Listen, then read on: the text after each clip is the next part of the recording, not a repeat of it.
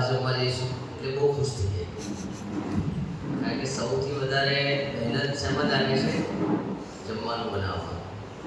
જમવાનું બનાવવાનું, વાસણ ઘસવાના, બધું કરવાનું એ ખરેખર બહુ જ મોટું કામ છે અને રોજ કરવાનું છે.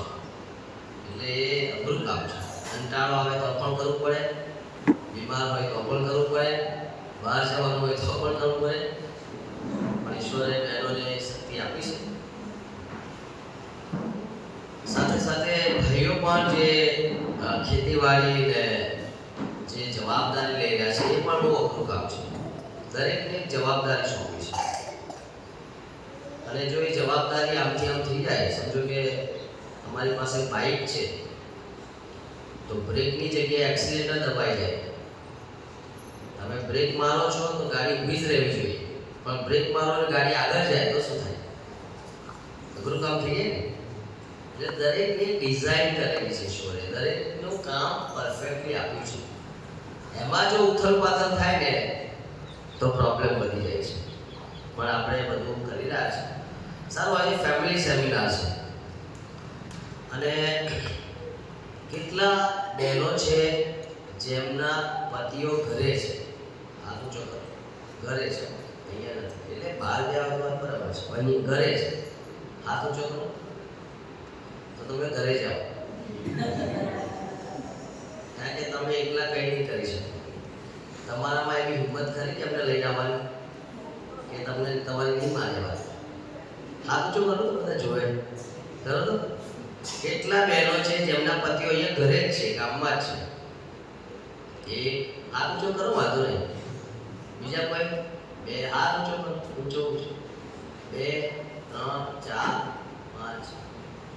કેમ આવ્યા નથી એ લોકો? હમણાં તમને બહુ નિરાશા આવશે જે લાવ્યા હોય તો સારું. સાચું એટલે તમારા માટે જે લાભનું છે એમને સાંભળવું જોઈએ ને, એ નહીં સાંભળે તો શું કરશો? ફોન કરીને બોલાવી શકો છો? નહીં આવે, નહીં માને તમારે. કેટલા પતિઓ છે જેમની પત્નીઓ ઘરે છે? હાથ ઊંચો કરો. કેટલા પતિઓ છે જે પાછા ઘરે છે? બોલાવી લાવો કે તમારી વાત નહીં માને. માનશે તો કેમ આવે નહીં? બાળકો માટે લઈ આવો, જાઓ ફોન કરીને બોલાવી લો. હજી આપણે પાસે ટાઈમ છે, ચિંતા ના કરો. કેટલા પત્નીઓ છે જેમના પતિ અહીંયા છે? ઓ વાવ, સરસ, વેરી ગુડ. સારું, આ બહેનો ઉભા થશો. બહેનો તમે હજી પણ ચાન્સ છે. જેમના પતિ ઘરે છે, જેમના પતિ બહાર છે, એમના માટે અમે કંઈ નહીં કરીએ, થેન્ક યુ તમે આગળ માટે, પણ તમે એમને સમજાવજો. જેમના પતિ અહીં છે તમે ચાહો છો તો બોલાવી શકો છો. ઓકે, કેવું લાગ્યું? આમ નજીક બેસો ને, કોઈ બીજું આવી બેસી જશે. તમને એમ થશે કે બીજું કોણ આવ્યું? કોઈને ઘૂસવા નહીં દેવાનું. તમે કેમનું છે? રસોડામાં છે. આ તો તમે ફિલ્મ સારી સાથે છે. પાછળ જતા આ બાદ જતા એમને બિચારાને રસોડામાં કામ સોંપ્યું છે. થોડી વાર બોલાય ને, થોડીક વાર આવો, થોડી વાર તમારે રાહ જોવા છે. ઓકે, ફેમિલી સેમિનારમાં ફેમિલી હોય તમારે છે કોઈ? કોઈ નથી. સરસ. એ તમે જોજો કોઈ આમ નથી ના જાય. તમારે નોકરી પર ગયા? તમારે સારી છે. ઘણાને તકલીફ છે, ઘણા ઘરે છે, ઘણાને નહીં હશે. પછી બધા આવ્યા છો આવા બહેનો એટલા આવ્યા છે, તમારો પણ આભાર. પણ કશું શીખીને તમે જજો. હવે મને એ બતાવો, તમે તમારા પતિને કેમ પસંદ કર્યા? એક વાત કેમ પસંદ કર્યા? બીજી વાત, તમને તમારા પતિમાં એવું શું સારું લાગે છે? કેમ પસંદ કર્યા અને શું સારું લાગે છે? એવું તમે કહી શકો? 5 વાતો તમારે સારી લાગે છે પત્નીઓને, ખાસ પછી પતિઓની વાતો આવશે. ચિંતા ન કરશો. તમને તમારા પતિને કેમ પસંદ કરે અને તમને શું સારું લાગે છે એ તમારે કહેવાનું છે. કહેશો? આમ આમ સામે જો બીજા સામે ના જો ના તો જવાબ થઈ જશે. આમ નજીક આવો. હવે બેન બોલો તમે કે તમે એમનામાં સારું શું લાગે છે? ચલો પસંદ તો માતા પિતાએ કર્યા છે જવા દઈએ આપણે કે સિટીમાં બધું કરતા હોય, પણ તમને તમારા પતિમાં એવી 3 બાબતો કઈ સારી લાગે છે? એ હસે છે સારું લાગે છે, 2 ટાઈમ નહીં લે છે એ સારું લાગે છે, કે પછી એ તમને કંઈ બહાર ફરવા લઈ જાય છે સારું લાગે છે, કે પછી એ તમને કંઈ ગિફ્ટ આપે છે સારું લાગે છે, એ તમને કામમાં મદદ કરે છે સારું લાગે છે, અને એ બાળકોને સાચવે છે સારું લાગે છે, એ પ્રમાણિક છે સારું લાગે છે, એ બહુ જ નાણાકીય બાબતોમાં ઘરને સરસ રીતે ચલાવી રહ્યા છે એ સારું લાગે, જે પણ તમને સારું લાગતું, જે પણ એમનું હસવું સારું લાગે છે, એમનું બેસવું સારું લાગે છે, અને મદદ કરી જે પણ તમને સારું લાગતું હોય ને એ તમારે કહેવાનું. 3 બાબત. કેટલી? ચાલો તમારો ટાઈમ શરૂ થયો. કોઈ ના મન ના કહેશો, અમને છો ધીરેથી મારે નથી સાંભળવું. તમારા પતિને જ સંભળાય એટલું જ કહેજો, અમારે સાંભળવું નથી. સરસ, એમણે પ્રમાણિકતાથી વાત કરી. Very good. એટલે આમ જો સામે, અને કોઈને કહેવાનું નથી, કોઈને સંભળાવવાનું નથી. તમે તમારે જ કહેવાનું. ફરી જાઓ. આમ બહુ મોટો ટાઈમ છો જ્યારે આજે મસ્ત જમવાનું બનાવશે. આજે તમારા પતિઓ ખુશ થઈને જવાના છે.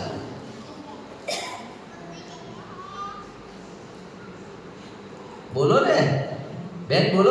આમ ઘરે બેસના રહેશો વિચારવા માટે. બેન બોલો. શું સારું લાગે? નજીક આવો. નજીક. જો ઘણા લોકો નથી બોલતા. Very good. કંઈક તો સારું છે આપણામાં, કંઈક તો સારું. શું થયું તમારે બેન?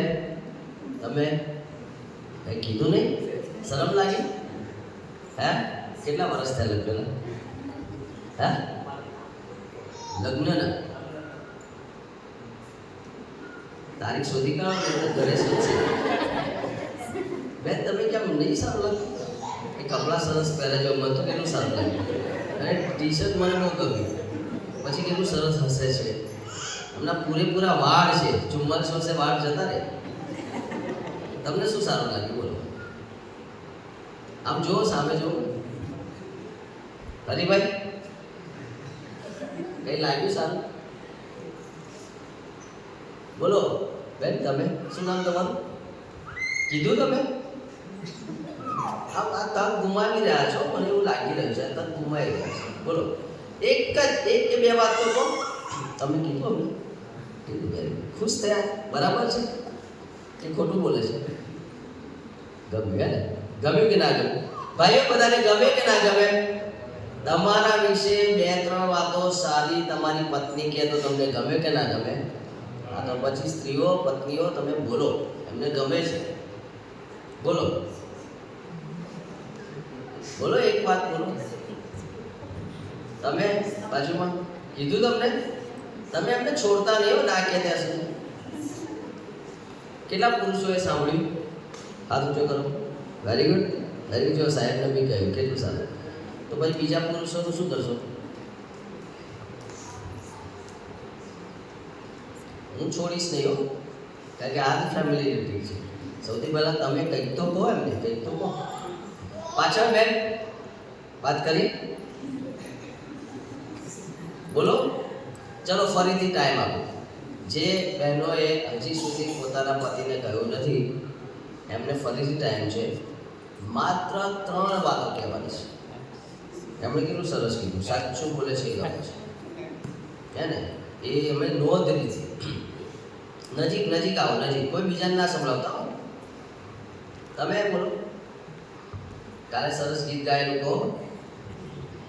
એમને સરસ ગીત ગાયેલું કહો. તમે સરસ ગીત ગાઓ છો. બોલો. કાલે ગાયું ને, મને ગીત બહુ ગમ્યું. એમને સરસ ગીત ગાયું.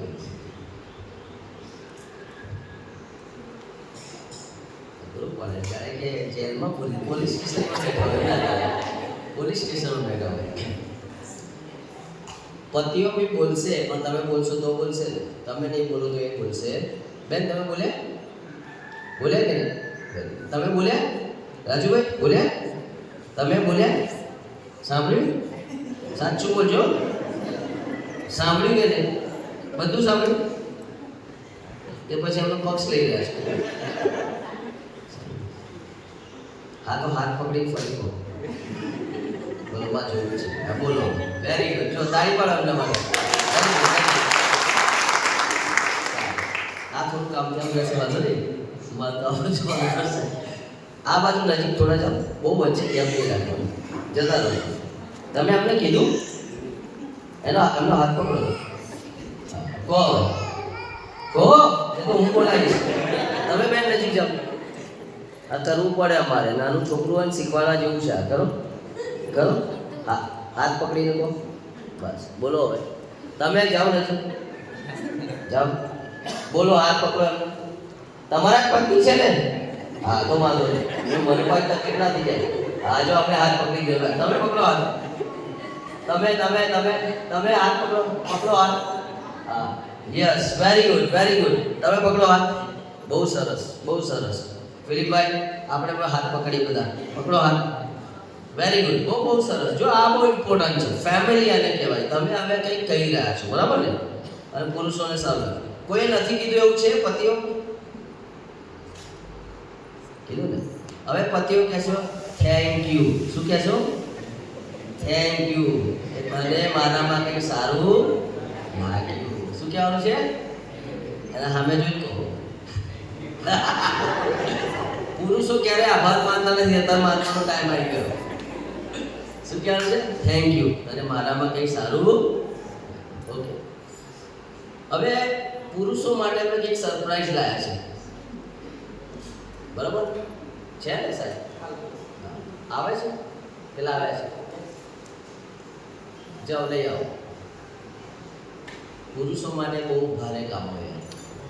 કારણ કે પુરુષો બહુ ડેરી વાળું કામ કરે. હિંમત વાળું કામ કોણ કરે? પુરુષો. એટલે હવે હિંમત બતાવવાનો ટાઈમ આવી ગયો. આપણે હિંમત બતાવીશું. હે ને?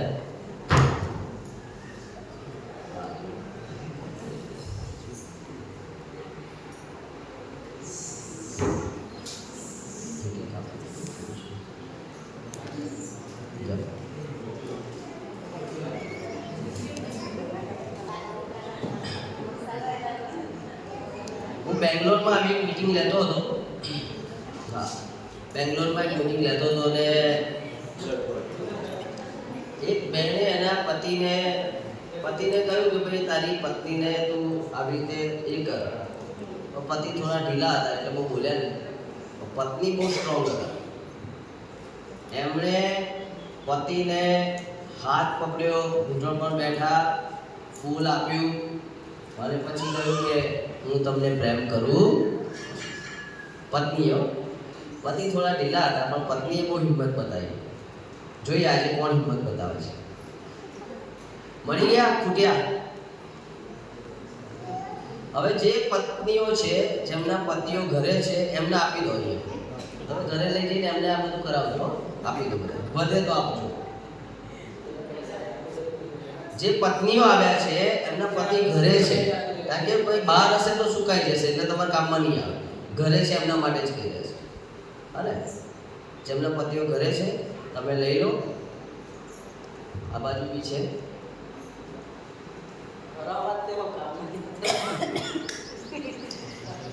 સારું. હવે પુરુષોએ જે કરવાનું છે, તમારે તમારી પત્નીને ફૂલ આપવાનું છે અને એને 3 સારી બાબતો કહેવાની છે. શું કહેવાની છે? 3 સારી બાબતો. હાથ પકડીને આંખમાં આંખ જોવાનું છે, ફૂલ આપવાનું છે. તમે ઘૂંટણ ઉપર જઈ શકો છો, તમારી પત્નીને ઊભી કરી શકો છો, તમે પ્રેમથી કહી શકો, તમને જે ફાવે એમ. તમારે તો બધાને ભૂલી જવાનું છે. કોઈ તમે બે એકલા જ છો, બીજું કોઈ છે જ નહીં. હા હવે તમે એમને કહી દો. તમે કહેતા ને આવે એટલે હાથ પકડીને કહો ફૂલ ના આપો, ફૂલ એમને આપી દો. હા એ એમનું કામ છે. બરાબર આપણે કરીએ. તમે હાથ પકડીને એમને કહો પહેલા. સમજ્યા? મારી વાત સાંભળો. તમે તમારી પત્નીને શું કહેવાના છો? એક તો હું તને પ્રેમ કરું છું. બીજી વાત, એમનામાં એવું શું સારું છે એ તમારે 3 વાતો કહેવાની છે, ફૂલ આપીને. અમારી સામે જોવાનું નથી. તમારો ટાઈમ શરૂ થયો. હાથ પકડજો, કહેજો. મારી સામે જોઈ ના કહેતા.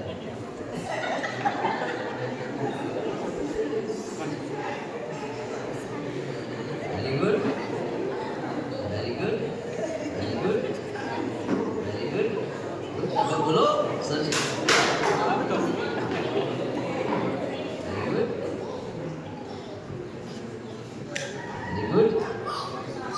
ગમ્યું બધાને? બહેનો તમને ગમ્યું? રોજ ફૂલ આપે તો ગમે? એ બધાએ કર્યું ભાઈઓ? હિંમત બતાવી? કોણ એવો ભાઈ છે જે પોતાની પત્ની ઉભા રહે અને આમ ઘૂંટણે પર બેસીને ફૂલ આપે કોઈ છે? મારે જોવું છે કોની હિંમત છે. ઊભા થઈ જાવ. પત્ની કોઈ એના પતિમાં એવી હિંમત હોવી જોઈએ, બધા નહીં કરી શકે. આજે એમને મિસ્ટર રાજભાઈ તાળી પાડો.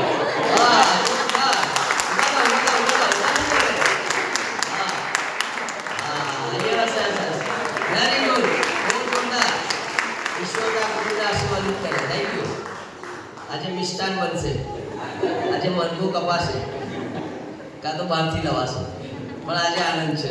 Praise God. બીજું કોઈ છે? બીજું કોઈ? મિશનરી સાહેબ. શું વાત છે. જોરદાર. ફોટો પાડો. આવો પ્રેમની જરૂર છે, આવા પ્રેમની જરૂર છે. હવે તમારે જે કહેવું હોય કહો. આઈ લવ યુ કહો, જે કહેવું હોય કહો. Very good. Thank you very much. હજી એક ચાન્સ આપીએ, કારણ કે પત્નીઓને આપણે મારો પતિ આવું કરે કેવું સારું. વાત છે. ખાલી ગાય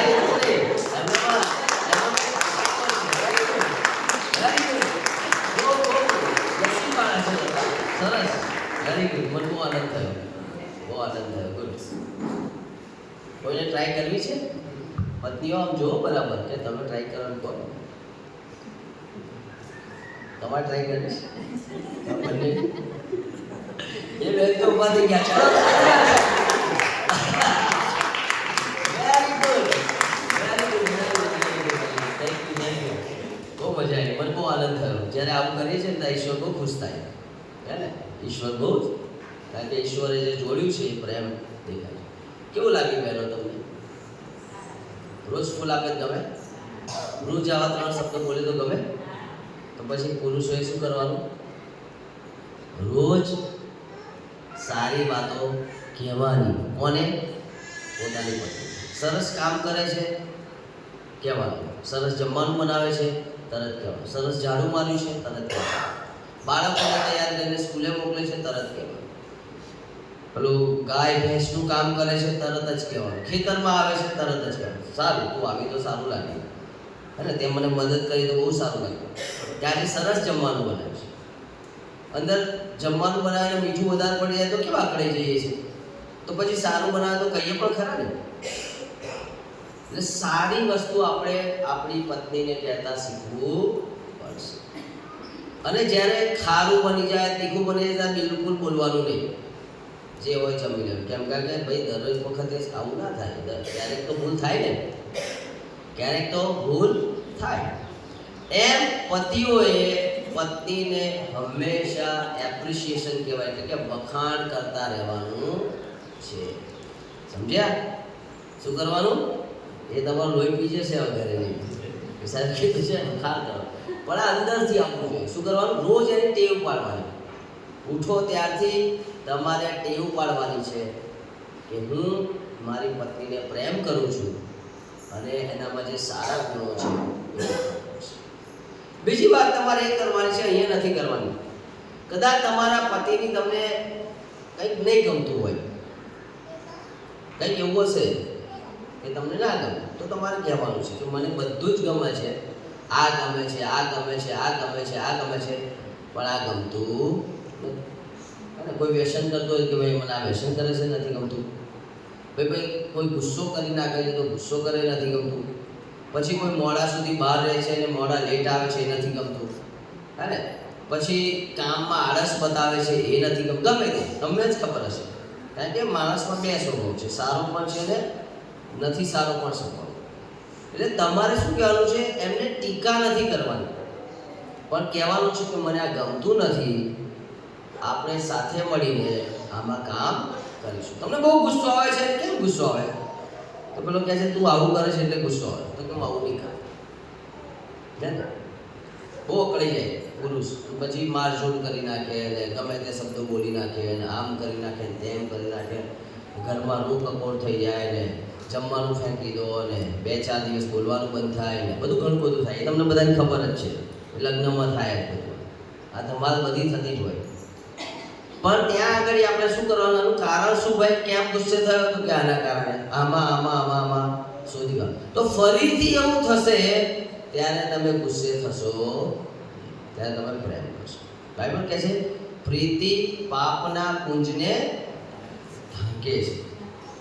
બરાબર? પાપના પુંજને આપણે પ્રાર્થના કરીએ જેમ અમે અમારા ઋણીઓને તેમ તમે કેવી રીતે માફ કરો છો. ઘણીવાર આપણે 10 વર્ષ જૂની વાતો લાવી મૂકી દઈએ, ઘણીવાર આપણે ભૂલો લાવીને મૂકી દઈએ, ઘણી વખત આપણે એવું લાવીને મૂકી દઈએ કે પુરુષ કે સ્ત્રી બંનેમાંથી કકડાઈ જાય. આપણે માફી તો આપતા નથી, પણ રવિવારે શું પ્રાર્થના કરીએ? જેમ અમે માફ કરીએ છીએ એમ તું માફ કર. જેમ અમે માફ કરીએ છીએ, પણ આપણે તો માફ કરતા જ નથી. આપણે તો લાવી મૂકી દઈએ છીએ, આપણે ભૂલતા જ નથી. જ્યારે હોય ત્યારે વાત થાય ત્યારે લાવીને મૂકી દઈએ છીએ. અને આ શૈતાનનું કામ છે. માફી એટલે સંપૂર્ણ માફી છે. ભૂતકાળની વાતો ક્યારેય રિપીટ કરવાની, એ ભૂલી જવાનું. નવી શરૂઆત, રોજ નવી શરૂઆત કરવાની, એવરી ડે નવી શરૂઆત કરવાની. ઓકે, સમજ્યા? સારું છે? મજા આવી? સારું લાગ્યું? ઓકે, તો હવે બધાને 5 મિનિટ ફ્રી આપીએ છીએ અમે. તમે જાઓ બહાર, પતિ પત્ની 5 મિનિટ, પતિ પત્ની જ બહાર, બીજા ફેમિલી સાથે ના રહેતા, મિત્રો સાથે. પતિ પત્ની છે સામ ફરીને પાછા આવો અને તમને જે લાગ્યું એ બધું કહી દો. ત્યાં સુધી આપણે બીજા સેશનમાં જઈએ. ઓકે ઓકે, પ્રાર્થના કરીએ ને પછી તમે જઈ શકો છો. પ્રાર્થના કરીએ. પ્રભુજી તમારો આભાર. આ મહત્વનું સેશન પ્રભુ મેં પ્રેક્ટિકલી લીધું છે. અમે જાણીએ છીએ કે આ સેશન એ બહુ અઘરું છે. અમે જાહેરમાં ગુસ્સો કરી શકીએ છીએ પણ જાહેરમાં વખાણ કરી શકતા નથી. તો પ્રભુ આજે અમે શીખ્યા છે અમારી પત્નીને પણ વખાણની જરૂર છે, અમારા પતિને પણ વખાણની જરૂર છે. અમારામાં સારું છે, સાંભળવામાં અમને આનંદ થાય છે, એમ અમારી પત્નીઓમાં સારું છે સાંભળવામાં એમને પણ આનંદ થાય છે. પ્રભુ તમે અમને સહાય કરી માટે આભાર. જે બહેનો અહીંયા છે અને એમના પતિઓ નોકરી પર છે, બહાર ગયા છે, આ શહેર જગ્યાની બહાર બીજા શહેરમાં કામ કરે છે, અને એવા પણ બહેનો હશે કે જેમના પતિઓ એ તમારી પાસે છે, ત્યારે પ્રભુ તમે અમને સહાય કરો. અને જેમના પતિઓ પ્રભુ સાંજે ઘરે આવે ત્યારે તમે એમની સાથે વ્યવહાર કરો અને આવી જ રીતે એ ઘરમાં એકબીજાને એપ્રિશિએટ કરે. ખાસ કરીને પતિઓ ઇનિશિયેટિવ લે, પત્નીઓ શરૂઆત કરે અને એ ઘરમાં એ જ જાતનો ઉત્સાહ આવે એવું થવા તો વિનંતી કરે છે. પ્રભુ ઈસુ ખ્રિસ્તના નામમાં માંગીએ, સાંભળો સ્વીકાર કરો. આમેન.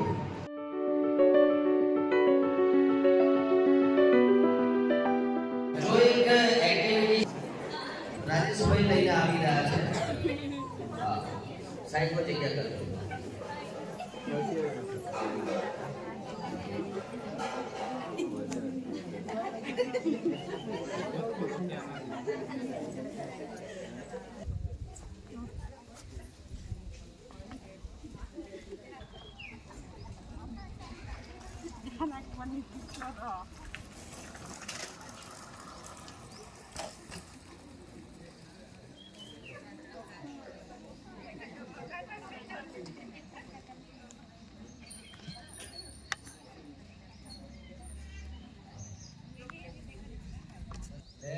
સાથે કોના ભરોસા સાથે ચાલે છે? હા, આવી જાઓ બધા સાથે.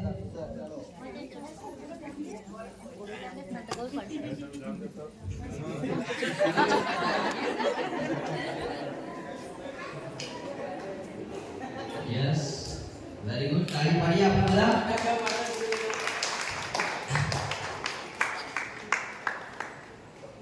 આવો રાજુ. યસ, ખોલી નાખો, ખોલી નાખો. થેન્ક યુ વેરી મચ બેન. બેનના માટે ખાસ તાળી પાડીએ.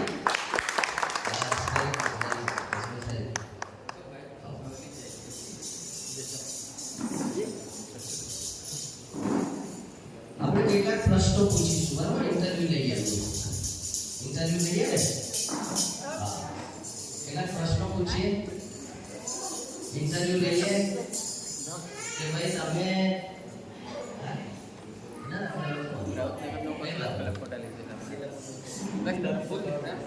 આપણે બધાએ જોયું ને, કેવું લાગ્યું આપણે બધાને કે ભાઈ એક પુરુષ, એક પતિ પોતાની પત્નીને ખબર જ નથી ક્યાં ચાલવાનું, કેવી રીતે ચાલવાનું, શું કરવાનું, ક્યાં જવાનું, એમને કઈ ખબર નથી. પત્નીએ પોતાના પતિ ઉપર સંપૂર્ણ ભરોસો મૂક્યો છે. તો આપણે પૂછીએ રાજેશભાઈ, તમને કેવું લાગતું હતું જ્યારે તમે અમને દોરીને ચાલતા હતા ત્યારે તમે શું કાળજી લેતા હતા? એની જે તબિયત બરાબર ના હતી, આપણે માનવું છે બરાબર નથી, અને એને લઈ જવું છે, કઈ જગ્યાએ લઈ જવું છે તેના સારવાર માટે. એટલે ધીરે ધીરે કમજોર છે, એનું શરીર નબળું છે, એને ચાલી શકાતું નથી, તો એને સારી રીતે આવો ટેકો આવે. અત્યારે તમે લઈ ગયા, પેલું પગથિયું ઉતારવાનું થયું, આ બધું તો એ તમને કેવી રીતે પકડતા? બરાબર, તમે કેવી રીતે પકડતા? કેવી રીતે પકડતા? કે એક પડી નહીં જાય એનો માટે. તમે કેમ કાળજી લેતા હતા પડી ના જાય? તમારો તમે કેમ કાળજી લેતા? કે એનું શરીર જે નબળું છે એનું પડી ના જાય. અત્યારે સમજવા માટે ના સમજ અત્યારે તમે અમને કેમ છોડી ના દીધા? કેમ બરાબર પકડ્યા? કેમ કે એને આખું બાંધેલી હતી, દેખાતું ન હતું, એટલે તમે આપણે પડવા કેમ નતા દેતા? પગની જશે તરત પડી જશે. પાણીએ તો બોલે પડી જાય. તમે કેમ પડવા નથી દેતા? કેમ કે એની છે ને દેખાતું ન, આ નથી દેખાતું એટલે વાગી જશે. વાગે તો બોલે વાગે. તો વાગી જશે તો પછી મળે મુશ્કેલ એને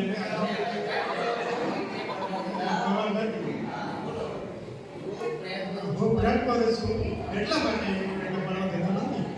સમજ્યા તમે? એને ધક્કો મારે છે પણ એમને જ્યાં જ્યાં તકલીફ, સીધું ચાલવાનું થયું ત્યારે બહુ કશું કર્યું નથી એમને, આમ ચાલે. પણ એમને લાગ્યું કે હવે અહીંયા પગથિયું ઉતરવાનું છે, હવે પેલી બાજુ. પછી તો ત્યાં ગ્રાઉન્ડમાં જવાનું થયું ત્યારે તો આપણે બધાને જોયું કે એ લોકો વધારે એકબીજાની કાળજી લેવા લાગ્યા. અહીંયા સુધી બરાબર હતું કે ભાઈ આ રસ્તો જાણીતો છે, પણ જેવા એ એવી જગ્યાએ, અજાણી જગ્યાએ ગયા ત્યાં એમણે એકબીજાને વધારે પકડી રાખ્યા. સમજો કે બેનને એકલા છોડી દીધા હોત તો ત્યાંથી ફરી પાછા આવી શક્યા હોત? કેમ? કારણ કે એકલા જઈ શકે એમ નથી. એમને એક સહારાની જરૂર છે. શાની જરૂર છે? લગ્ન જીવન એ આ જ છે. લગ્ન જીવનમાં આગળ વધવા માટે શેની જરૂર હોય? સહારા. પણ ઘણી બધી વખત જ્યારે પતિ કે પત્ની દુઃખમાં હોય ત્યારે આપણે છોડી દેતા હોઈએ છીએ, આપણે વાત કરવાનું બંધ કરી દેતા હોઈએ છીએ, આપણે એને મદદ કરવાનું બંધ કરી દેતા હોઈએ છીએ. ઘણી બધી વખત આપણે એના માટે પ્રાર્થના કરવાનું બંધ કરી દેતા હોઈએ છીએ. ઘણી બધી વખત આપણે ગુસ્સે થઈ જઈએ અને આપણા મમ્મીને ત્યાં જતા રહીએ અથવા તો આપણા સગાને ત્યાં જતા રહીએ અને આપણે એમને એકલા મૂકી દેતા હોઈએ છીએ. પણ અત્યારે એમને શેની જરૂર હોય છે? સહારા. સારું, થેન્ક યુ રાજુભાઈ. બેનને આપણે બે ત્રણ પ્રશ્ન પૂછે, તમે ધીરે ધીરે બોલજો. તમને રાજેશભાઈ પર ભરોસો છે? છે ને? તમને એવું લાગતું હતું કે તમને નહીં પડવા દે કે પડવા દેશે? જ્યારે તમે એમની સાથે ચાલતા હતા ત્યારે તમને બીક લાગતી નહીં? જો આ બહુ મોટી વાત છે. એમની આંખો બંધ છે, એમને દેખાતું નથી, એ અજાણ્યા રસ્તા ઉપર ચાલી રહ્યા છે, પણ એમને બીક લાગતી કેમ? કેમ બીક નથી લાગતી? કારણ કે એમને ખબર છે મારો પતિ મારી સાથે છે. અને આ લગ્ન જીવનનું રહસ્ય છે. સમજ્યા તમે? લગ્ન જીવનનું રહસ્ય આ છે. લગ્ન જીવનનું રહસ્ય નથી કે તમે આઈ લવ યુ બોલો છો, હું તને પ્રેમ કરું છું બોલો છો, એ નથી. લગ્ન જીવનનું રહસ્ય આ છે જેમાં તમારી સાથે જે વ્યક્તિ રહે છે ને એને બીક લાગતી નથી અને હિંમત મળે છે.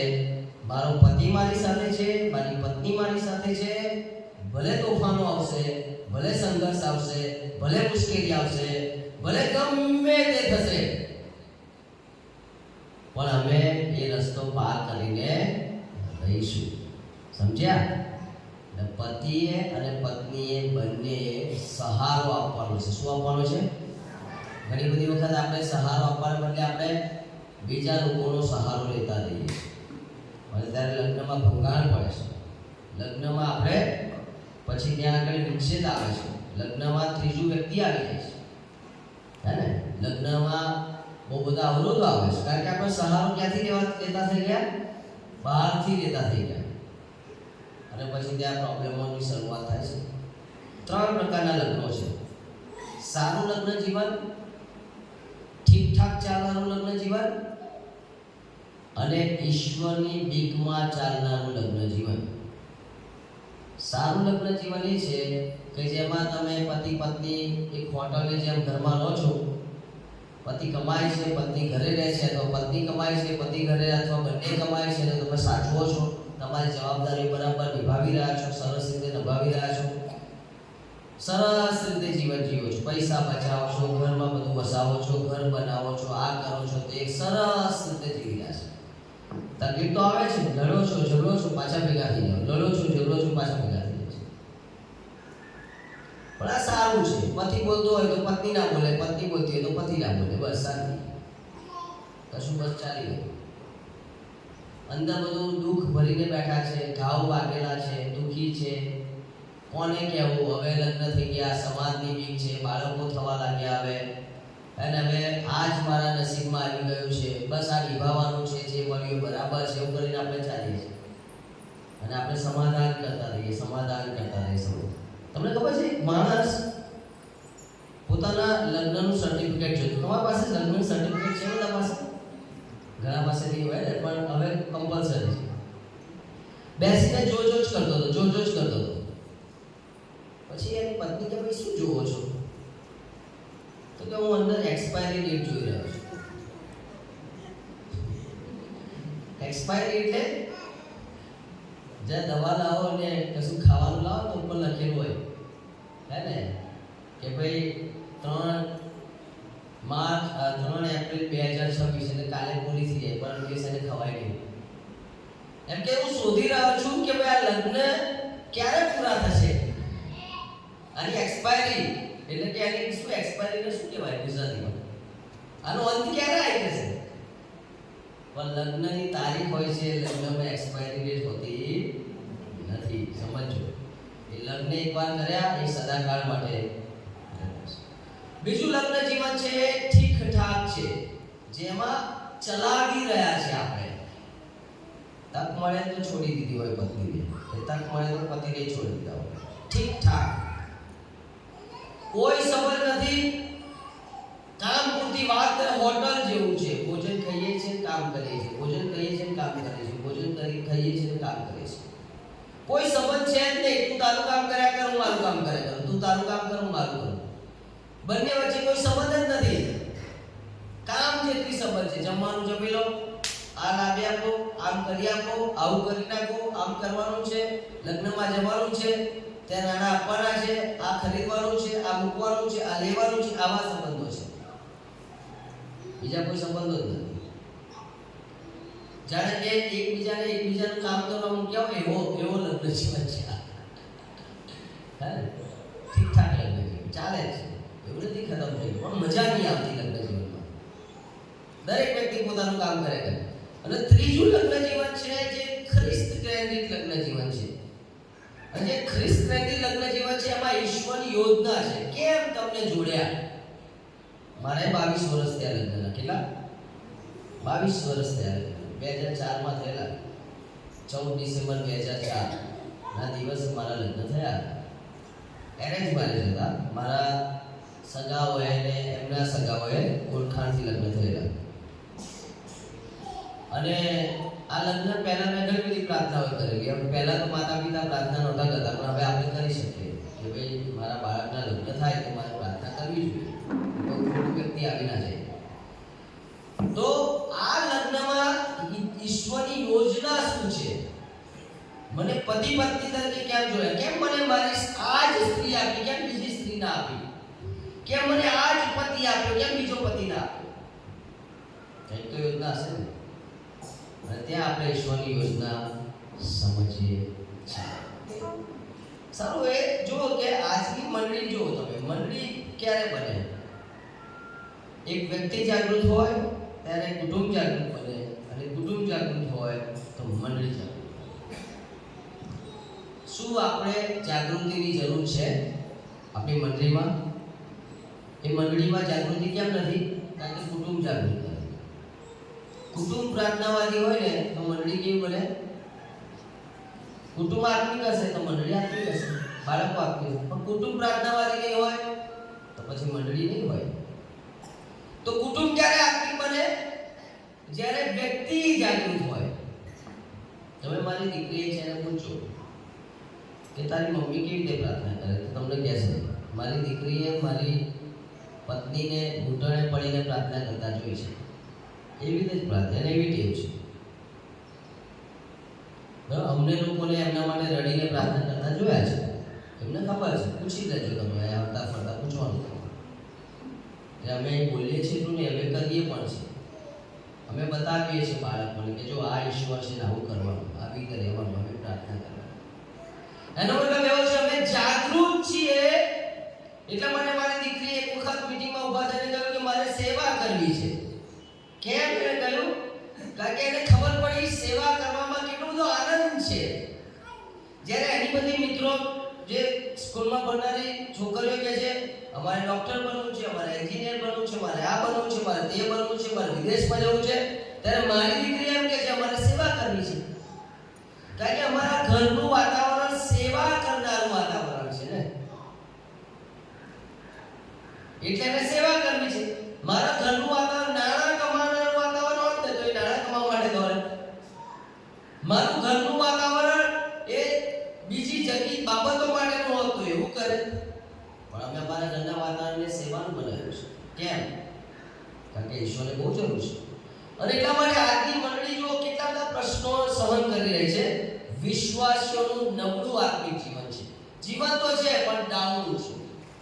હમણાં રાજેશભાઈ કહ્યું ને કે મારી પત્ની, એટલે ઉદાહરણ આપતા હતા. નબળું હોય ત્યારે એની કાળજી વધારે લેવાની.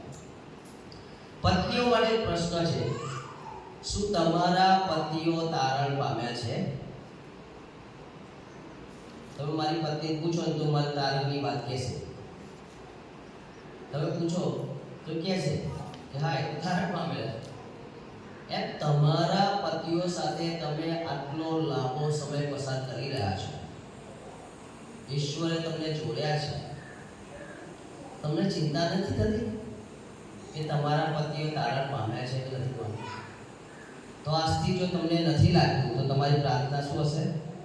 મારા પતિ તારણ. તો એના માટે તમારે અઠવાડિયામાં એક ઉપવાસ કરવો પડશે. જ્યાં સુધી તારણ પામવાની તમને ખાતરી ના થાય. પત્નીઓની માટે અઠવાડિયામાં એક દિવસ ઉપવાસ કરવા માટે કરવાનો. બોલો કેટલી પત્નીઓ તૈયાર છે? અરે જો પતિઓ જોઈ લેજો તમને કેટલો બધો પ્રેમ કરે છે. તમારે કહેવાનું છે હું ત્યાં સુધી ઉપવાસ કરીશ જ્યાં સુધી તમે ઈસુનો અનુભવ ના કરો. કમ્પ્લેન નહીં કરવાની. 1 વર્ષે થાય, 2 વર્ષે થાય, તે બાઇબલ નહીં વાંચે, પ્રાર્થના નહીં કરે, ચર્ચમાં નહીં આવે, કઈ વાંધો નહીં. હું ઉપવાસ ત્યાં સુધી કરીશ જ્યાં સુધી ઈશ્વર એમના જીવનને બદલે. આ પત્નીઓનું કામ. બીજી વાત, પત્નીઓએ જે કામ કર્યું છે હવે પતિઓએ કરવાનું છે. પતિઓ, તમને લાગે છે કે તમારી પત્ની તારણ પામેલી છે? નથી પામેલી? પામ્યા છે તો બહુ સરસ વાત છે, વેરી ગુડ, તાળી પાડવી જોઈએ આપણે કે એવી પત્નીઓ છે. પણ જો નથી પામ્યા, તમને ખબર નથી, તમને આમ લાગે છે કે ભાઈ આમાં કોઈ મૂંઝવણ છે, તો પતિઓએ પણ એક દિવસ ઉપવાસ કરવાનો છે. પણ બંને એક જ દિવસ નથી કરવાનો. પતિ શુક્રવાર કરે, પત્ની ના, એવું નથી કરવાનું. સમજ્યા? તમારો દિવસ, હું દર સોમવારે મારી બંને દીકરીઓ માટે અને મારા ફેમિલી માટે ઉપવાસ કરું છું. સોમવાર મેં એમને આપેલું છે. આખી દુનિયા માટે હું કરી શકું તો મારા બાળક માટે ના કરું?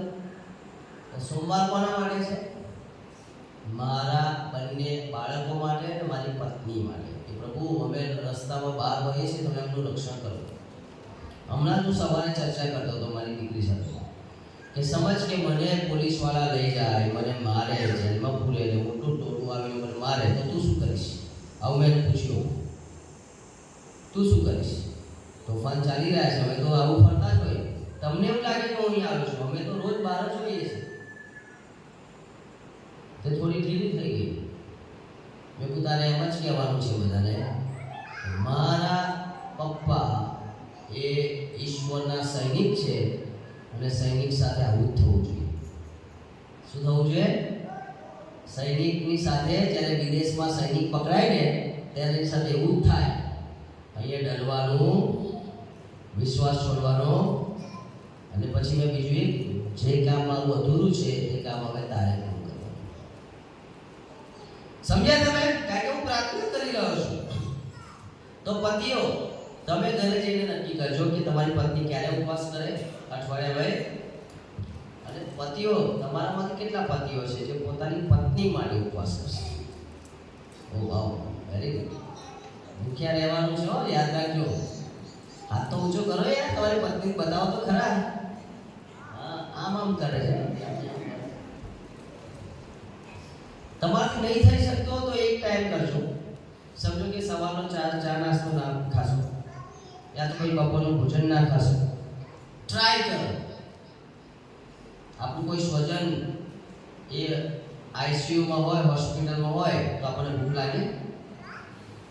આપણું કોઈ બાળક દુઃખમાં હોય તો આપણને ભૂખ લાગે ના? તો પછી મારી પત્ની, એનું નામ જો જીવનના પુસ્તકમાં ના લખાયું હોય તો પછી મને ખાવાનું મન કેવી રીતે થાય? તમે ખુદ વિચારો. તમને જમાડે છે, તમારી બધી વ્યવસ્થાઓ કરે છે, તમારું બધું પૂરું પાડે છે, તમારા માટે દોડધામ કરે છે, અને એ જ વ્યક્તિ આ દુનિયા છોડશે ને પછી ઈશ્વર સાથે નહીં જાય તો જવાબદારી કોની? અહીં મળ્યા ઉપર ના મળતા એવું છે? એવું તો નહીં વિચારતા ને, ક્યાંય મળી ગયા ઉપર ના મળતા એવું? એવા તો પતિઓ નથી ને. તમને ખબર છે પતિઓની પ્રાર્થના ક્યારે ના સંભળાય? જ્યારે પતિઓને હેરાન કરે ત્યારે. બાઇબલ કહે છે સ્ત્રી નબળું પાત્ર છે. નબળું એટલે તાકાતમાં નહીં હો. શક્તિ તો તમારા કરતાં વધારે છે. મારી પત્નીની શક્તિ આગળ મારી કોઈ શક્તિ જ નથી. એ સવારથી ઉઠે ને સાંજ સુધી દોડ કરે, અને ઓર્ડર કર્યા કરે. મારા મોંમાંથી ઓર્ડર નીકળે ને એના મોંમાંથી કામ નીકળે. સાચું? એ નબળી નથી, પણ નબળી ક્યાં છે? એ બહુ લાગણીશીલ છે, લાગણીમાં નબળી છે. એટલા માટે શેતાન એનો ગમે ત્યારે ઉપયોગ કરી શકે. તમે જો બાઇબલમાં હવાનો ઉપયોગ કોણે કર્યો? શેતાને કર્યો. એ જ હવા એટલે કે એ જ સ્ત્રીનો ઉપયોગ શેતાનની સામે લડવા માટે પ્રભુ ઈસુ ખ્રિસ્તે કર્યો. ખબર પડી? જે સ્ત્રી દ્વારા શેતાને આદમના જીવનમાં પાપ લાવ્યા, એ જ સ્ત્રીનો ઉપયોગ ઈશ્વરે મરિયમના રૂપમાં કરીને એ પાપને દૂર કરવા માટે તારણહાર લાવ્યા. આ આપણો ઈશ્વર છે. એટલે સ્ત્રી નબળી છે તો ઈશ્વર એની સાથે છે. એટલે ઈશ્વરે શું કર્યું? એ જ સ્ત્રીનો ઉપયોગ કર્યો અને પ્રભુ ઈસુ ખ્રિસ્તે લાવ્યો. એટલે ઈશ્વર છોડી દેતા નથી. જે સ્ત્રીનો ઉપયોગ શૈતાન કરે છે એ જ સ્ત્રીનો ઉપયોગ ઈશ્વર કરે છે. એટલે મારી પ્રાર્થનામાં શું હોવું જોઈએ? કે મારી પત્ની તારણ પામે. અને જ્યારે તારણ પામે ને ત્યારે ભાઈઓ સાહેબને કહેજો, સાક્ષી આપજો, બધું કહેજો. મેં પ્રાર્થના કરી. મારી પ્રાર્થના હતી કે મારી પત્ની ઈશ્વરને વ્યક્તિગત રીતે ઓળખે અને હવે મારી પત્ની ઓળખી રહી છે. પ્રભુનો આભાર. આવી સાક્ષી આપજો. મેં પ્રાર્થના કરી, મેં ઉપવાસ કર્યો કે મારા પતિ ઈશ્વરને ઓળખે અને હવે મારા પતિ ઓળખી રહ્યા છે. આટલું થશે? કેવું લાગે? ગુરુ લાગે છે? એ સારું લાગે છે. ગુડ. એટલે આપણા ઘરમાં અને આ જ્યારે તમે પતિ પત્ની માટે પ્રાર્થના કરો ને ત્યારે તમારા બાળકોને ભૂલતા નહીં. જો આપણા કુટુંબમાં શું થઈ ગયું છે? જગત આવી ગયું છે. આપણે બધી વાતોમાં વધી રહ્યા છે. આપણું કાચું મકાન હતું પાકું કરી રહ્યા છે. આપણા ઘરમાં ટીવી આવી રહ્યા છે. આપણા ઘરમાં સોફા સેટ આવી રહ્યા છે. આપણા ઘરમાં બધું જાત જાતની વસ્તુ આવી રહી છે. બધું આપણા ઘરમાં આવી રહ્યું છે. ધીરે ધીરે આવી રહ્યું છે. બસો આપણા ઘરમાં પ્રાર્થના આવી રહી છે. આપણા ઘરમાં પ્રેમ આવી રહ્યો છે. આપણા ઘરમાં ઈશ્વરની આધીનતા આવી રહી છે. આપણા ઘરમાં ઈશ્વરના વચનોની ભૂખ આવી રહી છે. આપણા ઘરમાં ઈશ્વરની સેવા કરવાની જે ઘેલછા છે એ બધું આવી રહ્યું છે. કેટલું બધું વધી રહ્યું છે આપણા ઘરે. જો તમે તમારું ઘર બરાબર જોજો. 10 વર્ષ પહેલા, 15 વર્ષ પહેલા, 20 વર્ષ પહેલા કેવું હતું અને આજે જુઓ તમે, બધું બહુ બધું વધ્યું હશે. ઘણું બધું બદલી રાખ્યું હશે તમે. પણ 10 વર્ષ, 15 વર્ષ, 20 વર્ષ પહેલા તમારા ઘરમાં જેવી રીતે બાઇબલ વંચાતું હતું એવું જ વંચાશે. 5 મિનિટ, 10 મિનિટ, 15 મિનિટ, બસ પતી ગયું. એનો મતલબ આપણા ઘરની અંદર ભૌતિક બાબતો વધી રહી છે. આપણને મનોરંજનકારક બાબતો વધી રહી છે. આપણને ખુશ કરનારી બાબતો વધી રહી છે. તો પછી આપણા ઘરમાં આત્મિક વાતો કેમ નથી વધી રહી? હું ઘરે અને ત્યાં પણ ઘણી જગ્યાએ કહું છું, તમારું મોટું ઘર એ તમને ઈસુનો નકાર ના કરાવે, યાદ રાખજો. કારણ કે ક્યારેક છોડવાનું થાય ને તો તમારો લગાવ એટલો બધો હશે ને તમે નહીં છોડી શકો. અને તમે કહેશો ના પ્રભુ, તમે ત્યાં સમાધાન કરી લેશો. આ બાજુ તમે ઘર બચાવવા માટે, આ બાજુ તમે સદાકાળનું જીવન ખોઈ બેસો. કારણ કે આપણે શું સમાધાન કરી રહ્યા, શું કરી રહ્યા છે? જગત આપણા ઘરમાં પ્રવેશ કરી ચૂક્યું છે. બીજું, મિશન સેવા પ્રત્યેની આપણને અજ્ઞાનતા છે. આપણને ખબર નથી સેવા શું છે, કેમ આપણને જોડ્યા છે, ઈશ્વર શું કરવા માંગે છે. એનો મતલબ કે આપણે સેવાને સમજ્યા નથી. બાઇબલમાં ક્યાંય પણ સેવા એ માત્ર ચર્ચમાં જવું લખ્યું નથી. હું ને મારા ઘરના તો યહોવાની જ સેવા કરીશું. 4 બાબતો છે એમાં. પહેલી બાબત, એ જાહેરમાં કહી રહ્યો છે, મરણના અંતમાં કહી રહ્યો છે. એ મિલિટરી મેન, એક સૈનિક હતો. એની સામે 25 લાખ લોકો છે. 25 લાખ લોકોમાં બધા લોકો ઈશ્વરની વિરુદ્ધ બંધ કહેનારા લોકો છે. જ્યારે આ વ્યક્તિ જાહેરમાં કહી રહ્યો છે, તમારે અમારી વાત માનવી હોય તો માનો, અમારી સાથે ચાલવું હોય તો ચાલો, અમને સપોર્ટ કરવો હોય તો કરો, અમારી સાથે ઉભું રહેવું હોય તો ઉભા રહો, ના ઉભા રહો તો કઈ નહીં. હું ને મારા ઘરના તો યહોવાની સેવા. કોણ કહે છે? યહોશુઆ કહે છે. ક્યારે કહે છે? જાહેરમાં કહે છે. પતિઓની બહુ જવાબદારી છે. પત્નીઓ જમવા બનાવે છે, ઘર સંભાળે છે, તો પતિઓની જવાબદારી બહુ છે. હું મારા ઘરના વ્યક્તિઓનું માત્ર શારીરિક પોષણ કરવા માટે નથી, કે એમને નાણાં લાવીને આપવું કે એમની જવાબદારીઓ, ના, એ નથી. એ તો જાનવરી કરે છે. કૂતરાના બચ્ચા માટે કૂતરું શું લઈ આવે? રોટલી લઈ આવે. પક્ષીઓ પણ ખવડાવે છે. અરે નાના બચ્ચા હોય ત્યારે લાવી ખવડાવે છે. જાનવર પણ પોતાના બાળકનું, કુટુંબનું પોષણ કરે છે. આપણે જાનવર નથી, આપણે એનાથી વધારે છીએ.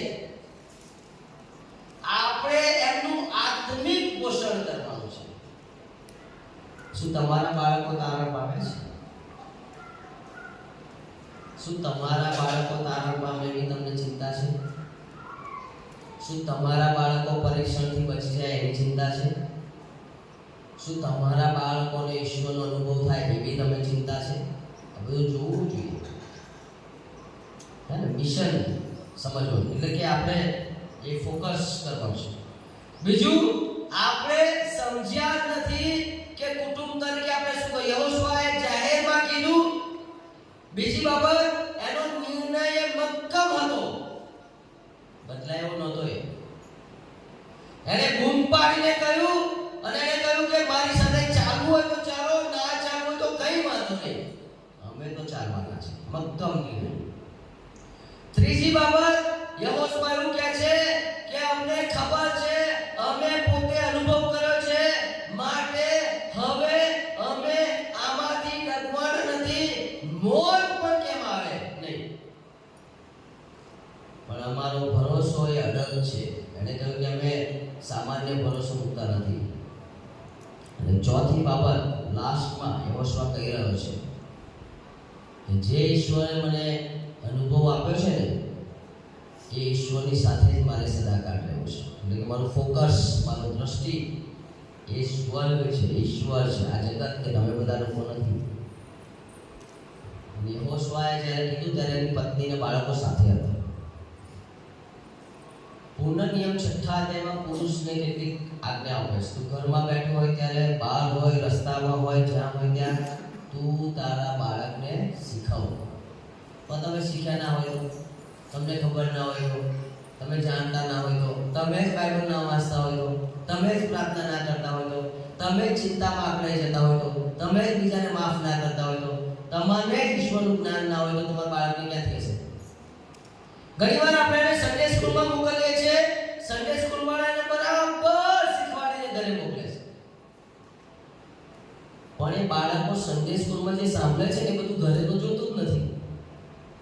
ઘરમાં તો આપણે જૂઠું બોલવાનું શીખવાડીએ છીએ, ઘરમાં તો આપણે લડવાનું શીખવાડીએ છીએ, ઘરમાં તો આપણે જટિલ વાતો કરીએ છીએ, અને અહીંયા તો આત્મિક વાતો હોય છે.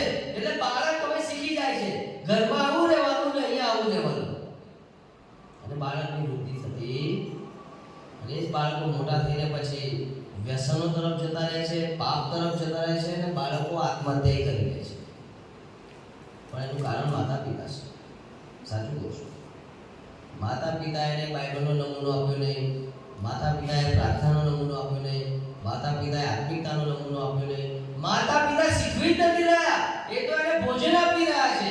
અરે એ તો જાનવરે આપે છે, એમાં શું નવાઈની વાત છે? તમારું બાળક રોડ પર રહેવા દો, કોઈ બીજો આવીને પણ એને મદદ કરશે. ભૂખે નહીં મરવા દે, એને સરકારે નહીં કહેશે. એના શરીરનું પોષણ કોઈ પણ કરશે, પણ આત્મિક પોષણ તો તમે જ કરી શકો. તમારી જવાબદારીમાં આવે છે. જુવાનો આજે દુનિયામાં ભટકી રહ્યા છે, કુટુંબમાં જનરેશન ગેપ કહેવાય. તમે ઓછું ભણેલા છો, તમારા જુવાનો બહુ બધું ભણેલા છે, બહુ મોટો ગેપ આવી રહ્યો છે. પણ આ ગેપને તોડવા માટે આત્મિક બંધન હોવું જોઈએ. મારા બાળક પાસે હું ઘણું બધું આજે શીખું છું, પણ એનો મતલબ એવો નથી કે હું સમજતો નથી કે મને સમજતી નથી. અમે બંને એટલે અમારા બાળકોને અમે એક જ બંધનથી જોડાયેલા છે, આત્મિકતાના બંધનથી. એની પાસે જગતનું જ્ઞાન હોઈ શકે, એના પુસ્તકોનું જ્ઞાન હોઈ શકે, એની પાસે દુનિયાની બાબતોનું જ્ઞાન હોઈ શકે, કદાચ મારી પાસે ઓછું હોય, પણ અમારી બંને વચ્ચે એક જ્ઞાન તો છે, બાઇબલનું જ્ઞાન છે, હે ને? એટલે કે આજના જુવાનો ઈશ્વરનો ત્યાગ કરી રહ્યા છે. ચર્ચમાં આવતા નથી, સાંજે અમે નથી જોતા. જો તમારા બાળકો ના પાડી દેશે અને તમે નહીં ભણો, ટ્યુશન જવું હશે, ભણવાનું હશે તો તમે એને ફોર્સ કરશો. પણ આત્મિકતામાં આવવું હશે તો સારું બેટા જાગે. આપણે એને સમજાવતા નથી, આપણે એને કહેતા નથી, આપણે એની પાછળ પડી જતા નથી. મંડળીમાં બાળકો આવતા નથી, એટલે એ આમથી આમ ફર્યા કરે છે, આમ જાય તેમ જાય, અને બાઇબલ લીધા વગર આવે છે. ઘણી વાર તો બાળકો મેં જોયા છે. આપણે એક બાઇબલ એમને આપ્યું નથી, એમને સમજાવ્યું નથી, હમણાં જ હું ગયો મેં તું સન્ના શું કર્યો તો બાઇબલ વાંચતી હતી. રાત્રે 12 વાગે અમે ગયા, પછી હું તૈયાર થયો ત્યારે એ બાઇબલ વાંચતી હતી. મેં નથી કીધું એને કે તારે બાઇબલ વાંચો, પણ એ ફ્રી ટાઈમમાં શું કરે? અમે એને મોબાઈલ જ નથી આપ્યો, હજી એનો સમય નથી મોબાઈલ આપવાનો. કેમ? એ 16 વર્ષની થઈ છે પણ હજી એનો સમય મોબાઈલનો નથી. કેમ નથી? કારણ કે હજી એ ટાઈમ આવ્યો નથી. જ્યારે આપણે આપણા બાળકોની જીદમાં બધું જ કરી નાખીએ છીએ.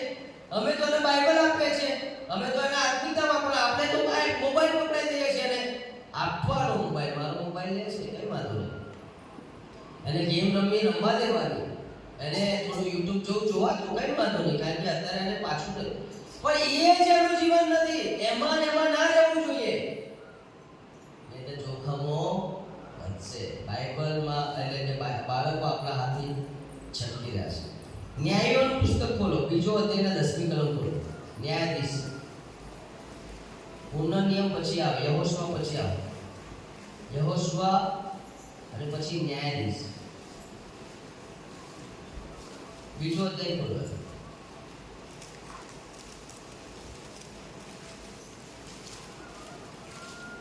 અને 10મી કલમ વાંચો.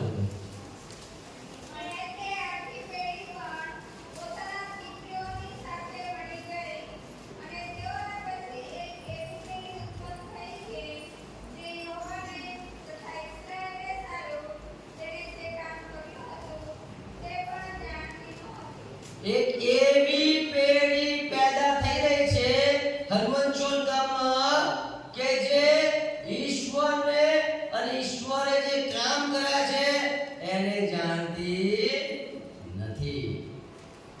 જાણવાનું કામ કોનું હતું સાહેબ? મારું હતું. મારે કહેવાનું, મારે કરવાનું. પણ હું બિઝી થઈ ગયો. પિતા તરીકે આમથી દોડતો થઈ ગયો, આમ દોડતો થઈ ગયો. મેં આખી દુનિયાને ટાઈમ આપ્યો, મારા બાળકને ના આપ્યો. મેં આખી દુનિયાની સેવા કરી, મેં મારા બાળકને ના કરી. મેં આખી દુનિયાની કદર કરી, ચિંતા કરી, પણ મેં મારા બાળકની જ ના કરી. કેટલું દયામણ કહેવાય, કેટલું લાચારી કહેવાય. આપણા ઘરમાં એક પેઢી ઉત્પન્ન થઈ રહી છે જે કોને નથી ઓળખતી? ઈશ્વરને ઓળખતી. વિચારો, તમારા બાળકોને ધ્યાનમાં લો. એ દિવસે 27 બાળકોએ હાથ ઊંચા કરીને જીવન સોંપ્યું, તો એટલાથી પૂરું નથી થતું. બાળક જન્મ્યા પછી એના પોષણની જરૂર પડે છે, અને પોષણ ના આપો તો બાળક મરી જાય. એમ જો એનો આત્મિક જન્મ તો થયો છે પણ એનું પોષણ નહીં થાય તો આત્મિક રીતે મરી જશે અને પાપમાં જતું રહેશે. તો પોષણ કોણ કરશે? માતા પિતાએ કરવું છે. કેટલા બધા ઘરો છે જેમાં સંગતિ મળતી જ નથી, પ્રાર્થના થતી જ નથી. બાળકોએ આપણને લડતા જોયા છે પણ બાળકોએ આપણને સાથે મળીને પ્રાર્થના કરતા જોયા. જરૂર છે. ડિજિટલનો જમાનો છે, આપણે પણ ફસાયા છે, બાળકો પણ ફસાયા છે. ફોન અને સોશિયલ મીડિયાની વાત કરીએ, કદાચ ગામડામાં ઓછું હોય પણ બાળકો તો ગ્લોબલી છે. બાળકો તો ગ્લોબલ સાથે જોડાયેલા છે. અહીં બેઠા બેઠા અમેરિકન વ્યક્તિ સાથે આપણું બાળક વાત કરે છે, આપણને ખબર નથી. એ કોરિયન લોકોની લાઈફસ્ટાઈલ, જીવનશૈલી અપનાવી રહ્યો છે, આપણને નથી ખબર. એ ચાઇનાના લોકો જેવું જીવી રહ્યો છે, આપણને નથી ખબર. કારણ કે એની અસરો થઈ રહી છે, એની પર એની અસરો થઈ રહી છે. અને એટલા માટે એના જીવનમાં આત્મિક શિસ્તતા જોવા મળતી નથી. આ બહુ ખતરનાક છે પણ સારું છે. એને જો તમે નકારાત્મક લો તો બહુ ખતરનાક છે, પણ એને સારી રીતે લો તો એ બહુ સારું છે. આ બધી બાબતો એ આજે વધી રહી છે. સ્વાર્થનો ભાવ છે. પતિ પત્નીએ ઈશ્વરને જીવન સોંપ્યું નથી, એટલા માટે બાળકો પણ સોંપતા નથી. એકતાનો અભાવ છે. આપણે અલગ અલગ થઈ ગયા છે, એકબીજાના વિચારો અલગ છે, મંતવ્યો અલગ છે, અને બધું અલગ અલગ થઈ ગયું છે. એકતા નથી. સતાવણી પણ છે, જે કદાચ આપણે સહન ના કરી હોય. અમારી ટીમની છોકરી, એટલે હું જ્યાં ટ્રેનિંગ લઉં છું સુરતમાં, 40 કલાકની વિશ્વાસીઓ માટે ટ્રેનિંગ હોય છે. હું તમને જાહેર કરીશ, કદાચ તમારે એમાં આવવું હોય તો. એના એક બેન, બહુ જોશીલા બેન, ગઈકાલે એક જગ્યાએ પ્રાર્થના માટે ગયા, 500 નું ટોળું આવ્યું, 500 પીપલ. એ બેનને બહુ મારે કાલે, એમના મોંને, ગાલ પર ને શરીર પર એટલું મારવામાં આવ્યા. એમની સાડીથી એમને બાંધી દેવામાં આવ્યા. એમની આંખમાં મરચું નાખવામાં કોશિશ કરી ને બધું ઘણું બધું. એટલામાં પોલીસ આવી ગઈ, એમને છોડાવી દીધા, પોલીસમાં લઈ ગયા. કાલે 2 વાગ્યા સુધી એ ત્યાં હતા પોલીસ સ્ટેશનમાં રાત્રે. કાલે રાત્રે મારી પર લગભગ 12 વાગે ફોન આવ્યો અને પણ મેં એને રિસીવ મને કેમ જ હશે, પણ સવારે મેં વાત કરી ત્યારે મને ખબર પડી આવું હતું. એ બેન આજે સવારે એમ કહે છે, હું ઈસુ માટે મરવા પણ તૈયાર છું. અને બેને બહુ ગજબની હિંમત બતાવી. એણે માફ કરી દીધા બધાને. કોઈ પોલીસ કેસ થયો નહીં, કશું થયું નહીં, માફ કરી દીધા, મારે કશું નથી કરવું. પણ એ બહેનને જબરજસ્ત રીતે સતાવણી કરવામાં આવી. અને આના કારણે ઘણા બધા કુટુંબોના વિશ્વાસ નબળા પડી રહ્યા છે. કેમ? કારણ કે વચનનું સાચું શિક્ષણ એની પાસે ઢીલા પડી રહ્યા છે, નબળા પડી રહ્યા છે, સમાધાન કરી રહ્યા છે. આ સતાવણીએ ઘણા બધા વિશ્વાસને છીનવી લીધો છે. આપણે મોબાઈલમાં જોઈએ છે, ટીવીમાં જોઈએ છે, બીક લાગતી થઈ ગઈ છે આપણને. મને આવું કહેશે એટલે મેં આજ સવારે મારી દીકરીને કીધું, મેં તો આવું થાય તો શું કરીશ? થશે, કારણ કે હું કામ જ એવું કરું છું ને, દુનિયા મને નહીં સ્વીકારે. હું જે કામ કરું છું એ કામના કારણે આ દુનિયા અકળાઈ જશે, શૈતાન અકળાઈ જશે, મને મારશે, મને જેલમાં પૂરશે. તમે જ્યારે આવું સાંભળો ને ત્યારે અકળાઈ ના જતા, પ્રભુનો આભાર માનજો. કેમ? કારણ કે જે પણ ખ્રિસ્તી પાછળ ચાલશે તેની સતાવણી થવાની છે, થવાની છે, થવાની છે ને. તો એ મારી કેમ ના થાય? હું તો ચાલી રહ્યો, થવી જોઈએ મારી. હું તો એમ કહું છું, મને પણ માર મળવો જોઈએ, મારી પણ નિંદા થવી જોઈએ અને મને પણ જેલમાં પૂરવો જોઈએ. કેમ? કારણ કે આ બધું થશે, મને તો ખબર જ છે. આ વિશ્વાસના પાયાની જબરજસ્ત કસોટી છે. પણ જો આપણું કુટુંબ તૈયાર નથી ને તો એ ગમે ત્યારે ઈશ્વરનો ત્યાગ કરશે. નાણાકીય પડકારો આવી રહ્યા છે, ફાઇનાન્શિયલ ક્રાઇસિસ. દુનિયાના લોકો, કોઈના ઘરે મોટું ટીવી આવ્યું, તમારે મોટું જોઈએ છે. કોઈના ઘરે પાકું મકાન છે, તમારે પાકું મકાન જોઈએ છે.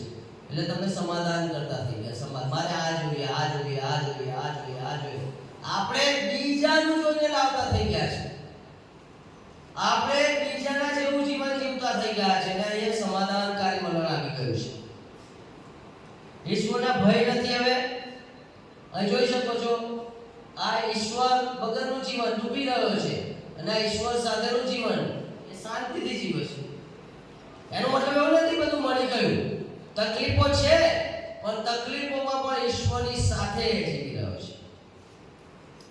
નૈતિક રીતે પતન થઈ રહ્યું છે આપણું. આપણામાં પાપ પ્રવેશ કરી ચૂક્યું છે. પતિ પત્નીઓ વચ્ચે કોઈ બીજું જ છે. વિચારોથી પાપ છે, વ્યભિચારના પાપ છે. પતિ પત્ની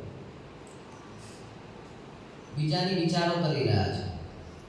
ખાસ કરીને જુવાન પતિ પત્નીની વાત, હે ને? બહુ અઘરું કામ છે. અને પત્નીઓ હેરાન છે, પતિઓ હેરાન છે, ખબર પડે છે.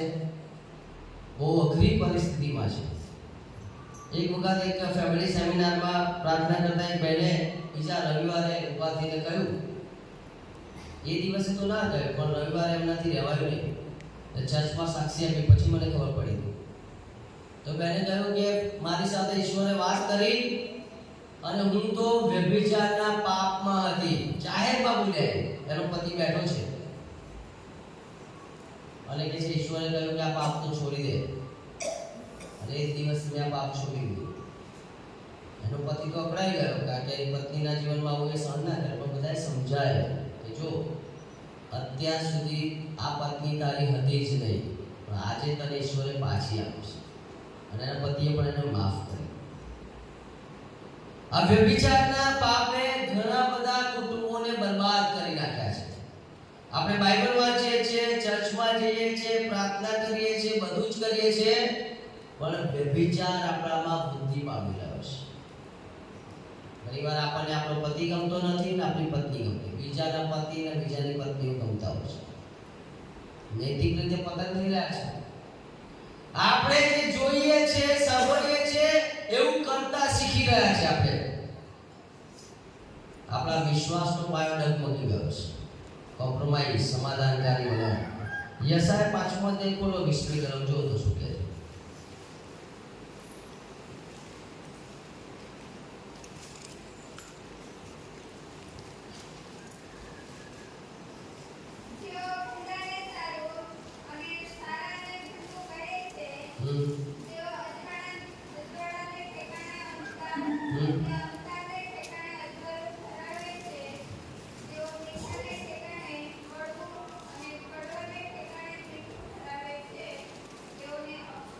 તેઓને અફસોસ છે.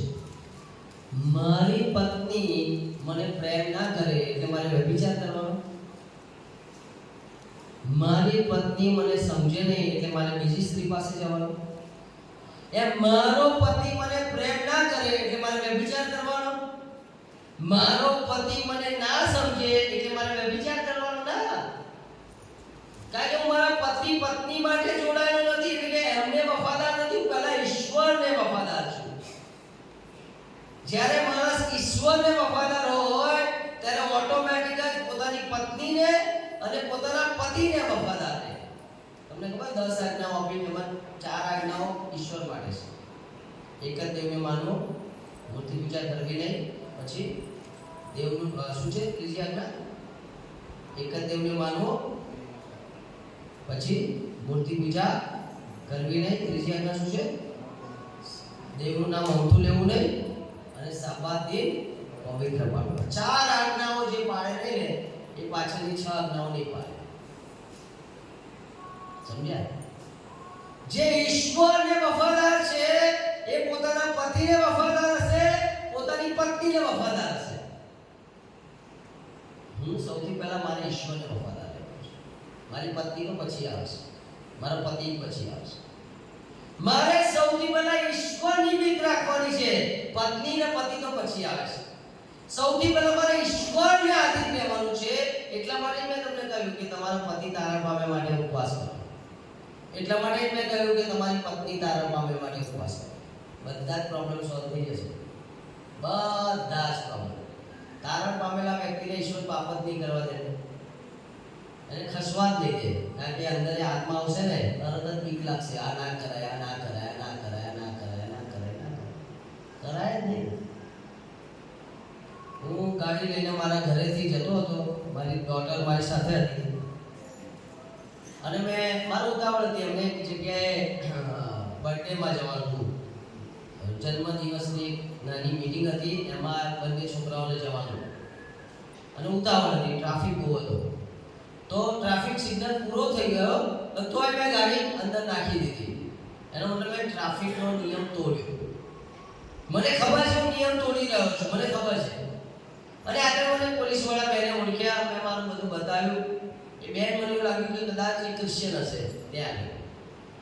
એટલે મને કે તમે નિયમ તોડ્યો છે, તમારે પૈસા આપવા પડશે 500 રૂપિયા. મેં કીધું 500 તો નહીં આપું, હું તો અહીંયા જ રહું છું, આટલું જ જવાનું છું, હું નહીં આપું. તો પછી મેં તો 100 રૂપિયા બેન પકડો, મારે તો અહીંયા જવું. તો 100 રૂપિયા લઈ લીધા, કામ પૂરું થઈ ગયું. મારા બાળકોને પાછું સાંજે લઈ આવ્યો ખરો. બીજા દિવસે હું બાઇબલ વાંચવા બેઠો ત્યારે ઈશ્વરે મારી સાથે વાત કરી.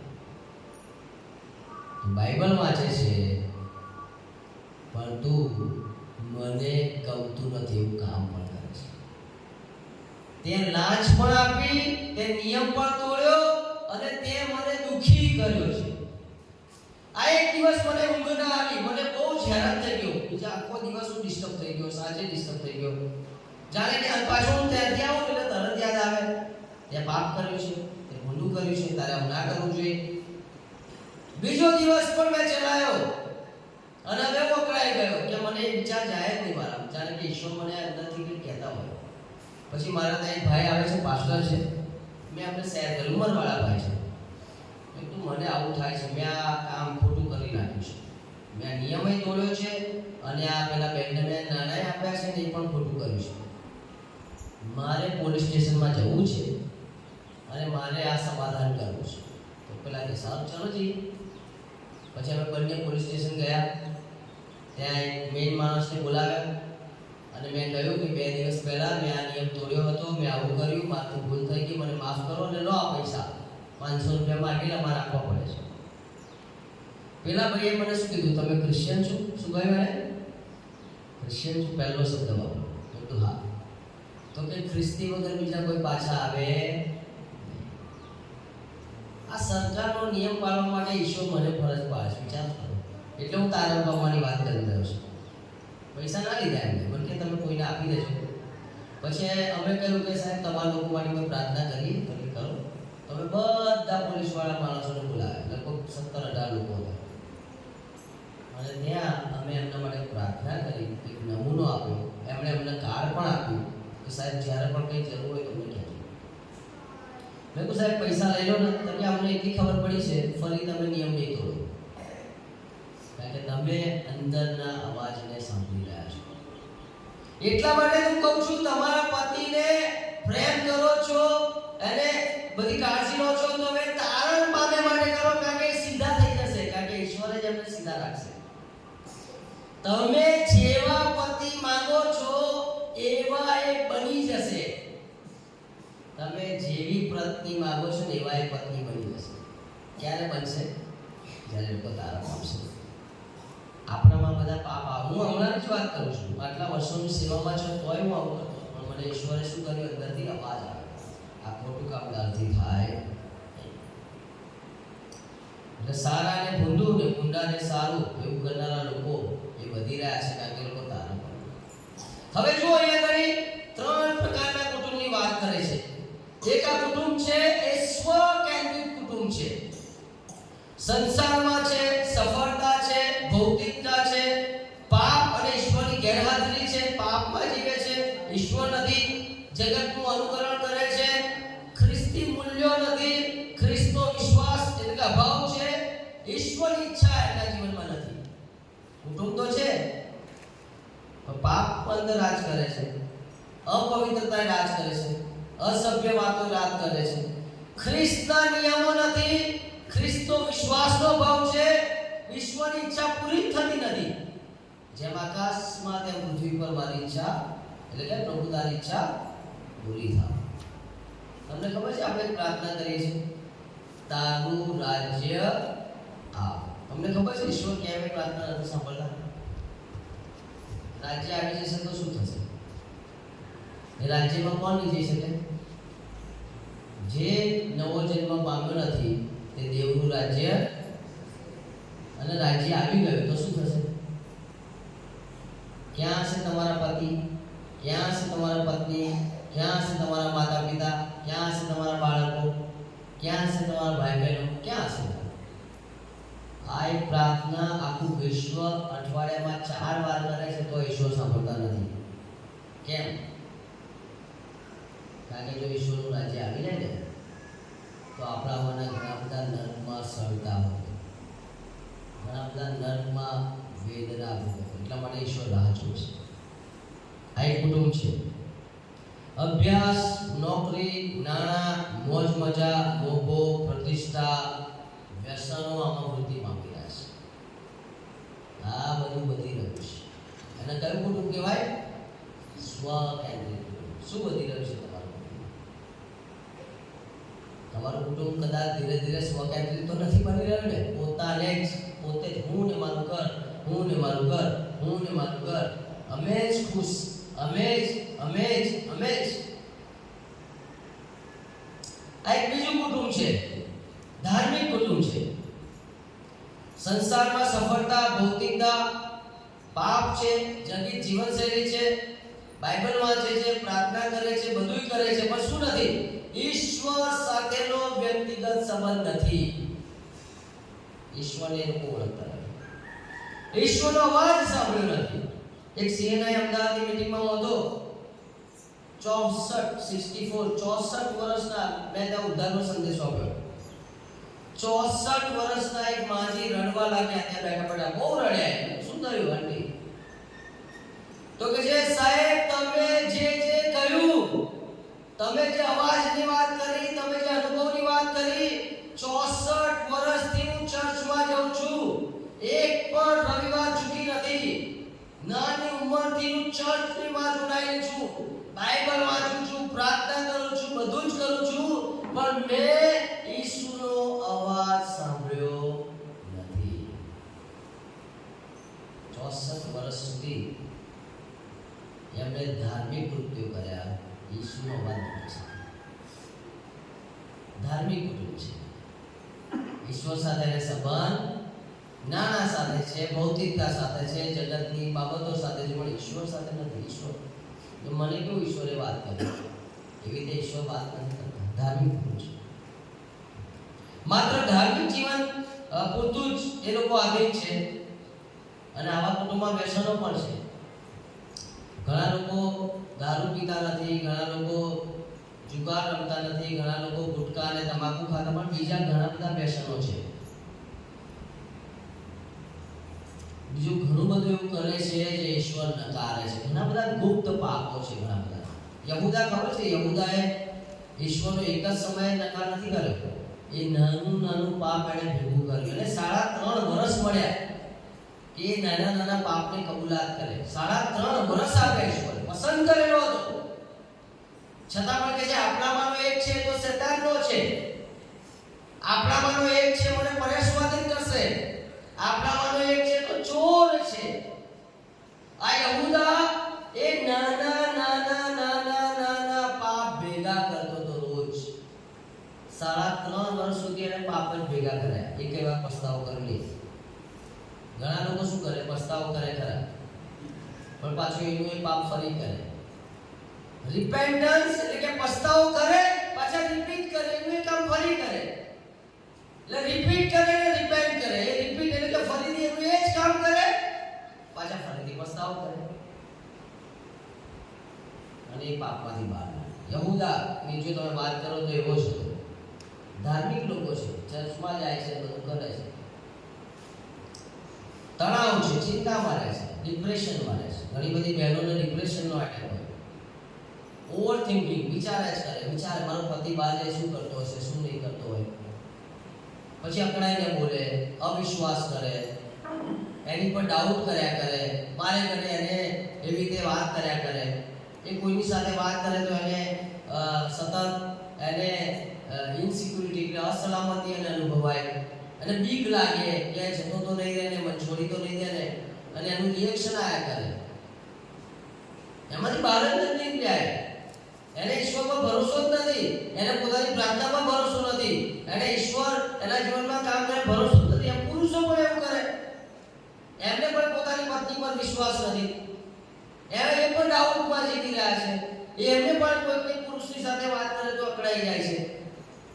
એટલે પ્રાર્થના કરે છે, બાઇબલ વાંચે છે, એકતાનો અભાવ છે તારામાં, અસલામતી આવી ગઈ છે. ધાર્મિક કુટુંબો છે.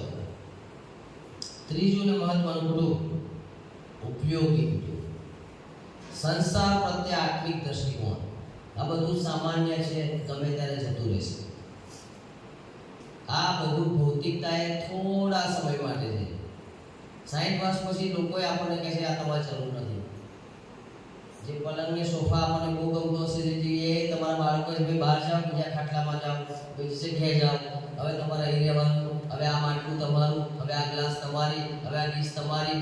ધીરે ધીરે જે બાબતો માટે તમે આખી જિંદગી કાઢી ને એ બાબતો ધીરે ધીરે તમારી પાસેથી લઈ લેશે.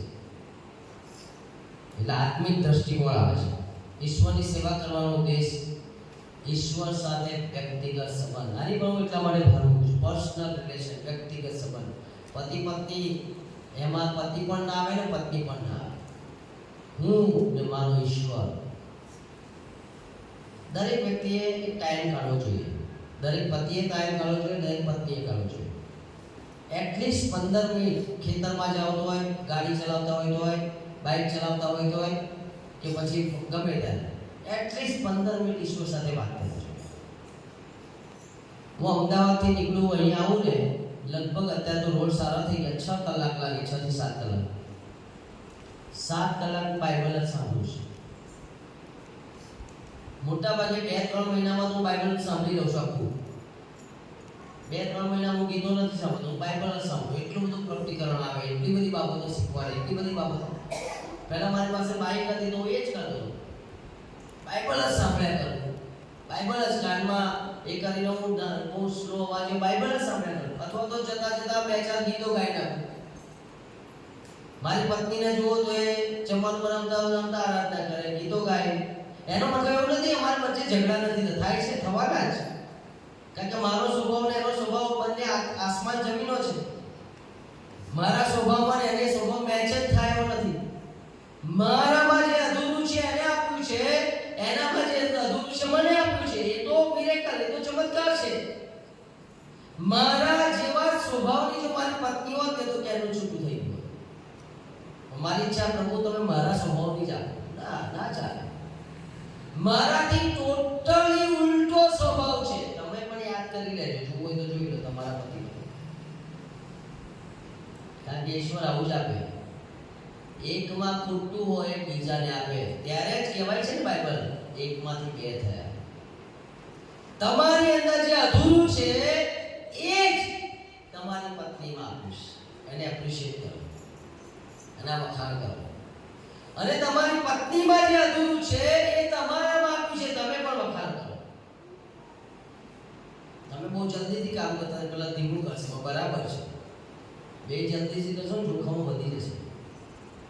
ઈશ્વરે બરાબર જ આપ્યું છે. ઈશ્વર ક્યારે ભૂલ કરે? આખી દુનિયા ગમતી હોય, ઘણી વાર મને મારી પત્ની ના ગમતી હોય, પણ ઈશ્વર ભૂલ ના કરે. આ સંસારમાં તમને જે પત્ની મળી છે એની સરખામણીમાં આ સંસારમાં બીજી કોઈ સ્ત્રી આવી શકે નહીં. પરફેક્ટ છે તમારા માટે. એવી રીતે આ સંસારમાં તમને જે પતિ મળ્યા છે એની સરખામણીમાં આ સંસારનો કોઈ પુરુષ આવી શકે નહીં. હું તમને લખીને આપું ગેરંટી સાથે, આટલા વર્ષનો અનુભવ છે. ઈશ્વર ક્યારેય ભૂલ કરતા નથી. પણ આપણે આંખ જોઈએ, નાક જોઈએ, વાળ જોઈએ, શરીર જોઈએ અને આપણે બીજાને પસંદ કરીએ છીએ.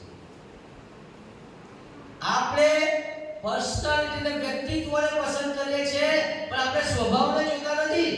સુંદર સ્ત્રીને પસંદ કરીએ છીએ, પણ એ તમારી સાથે સેટ નહીં થાય. કેમ? કારણ કે એનો સ્વભાવ એટલો ખરાબ હશે કે તમને ગણશે જ નહીં. પણ આપણે જેવું હોય કે સુંદરના સ્વભાવ સાથે રહેવાનું છે સાહેબ. એના શરીર કે એના દેખાવ સાથે નથી. દેખાવ તો 15, 20, 25 વર્ષમાં પતી ગયું. એ દાંતે પડી જશે ને, આંખે ચશ્મા આવશે ને, મોં ને ગાલ ને બધું વાળે ઉતરી જશે ને, બધું થઈ જશે. આ બધું બહુ ચાલતું નથી. આ બધું બહુ લાંબા ટાઈમ 15, 20 વર્ષ બહુ થયા, બધું જ નીચોવાઈ જાય છે. ત્યારે શું કામ આવે છે? સ્વભાવ કામ આવે છે. અને એ જ ઈશ્વરે આપ્યો છે તમારા પતિને, તમારા પત્નીને. જગીત જીવનશૈલી નથી. દુનિયાના લોકોનું જેવું આપણે અનુકરણ નથી કરતા. પાપ સાથે મિત્રતા નથી. સંસારમાં સફળ થવાની ઈચ્છા થતી. પ્રભુ જે રાખશે એવું રહેશે. જો તમને એક ડાયાગ્રામ બતાવું છું. આ પતિ છે, દેખાય છે, આ પત્ની છે. આ બંને વચ્ચે કેટલું બધું અંતર છે જો. પણ જેમ પત્ની ઈશ્વરની નજીક જાય છે, જેમ પતિ ઈશ્વરની નજીક જાય છે, એમ આ અંતર ઓછું થાય છે. જો જોયું? જેટલા તમે ઈશ્વરની નજીક, એટલા તમારી બંને વચ્ચેનું અંતર પણ ઓછું થશે. જો તમે ઈશ્વરથી દૂર હશો તો તમે તમારા પતિ કે પત્નીથી પણ દૂર હશો. એટલા માટે મેં ઉપવાસની વાત કરી. એટલા માટે મેં કીધું કે તમે તમારા પતિ માટે અને પત્ની માટે ઉપવાસ કરો. કેમ? કારણ કે જ્યારે તમારા પતિ પત્ની ઈશ્વરની નજીક જશે ને, ઓટોમેટિક તમારી નજીક આવશે અને તમારું લગ્ન જીવન બહુ આનંદી બની જશે. જો જેમ જેમ હું ઈશ્વરની નજીક જાઉં છું, જેમ જેમ હું ઈશ્વરની નજીક જાઉં છું, એમ હું એકબીજા એટલે પતિ પત્નીની નજીક પણ જાઉં છું. કેવું છે તમારું કુટુંબ? સ્વકેન્દ્રિત છે? ધાર્મિક છે? કે પછી ઈશ્વરની બીક રાખનારું છે? આત્મિક છે? કેવું? સ્વકેન્દ્રિત કુટુંબમાં તો ઈશ્વરને ઓળખવાની જરૂર નથી. ઢગલા બાદશાહ ગામના નાના પાછળ, વૈભવ પાછળ, જગતની સફળતાઓ પાછળ દોડાદોડ કરી રહ્યા છે. તો પછી એમનામાં આપણામાં ફરક શું? એ સંસારમાં સફળ છે, આપણે સફળ થવા માંગે છે. એમનામાં આપણો ફરક શું? મને બતાવો. ચલો મારે ઈસુની જરૂર જ ક્યાં છે? જો મારે સ્વકેન્દ્રિત જીવન જીવવું છે, જગત જીવન જીવવું છે, જગતમાં સફળ થવું છે, તો મારે આ બધી માથાકૂટ કરવાની ક્યાં જરૂર છે? હું ચાહું એની ભક્તિ કરું, હું ચાહું એમ કરું, ના કરું.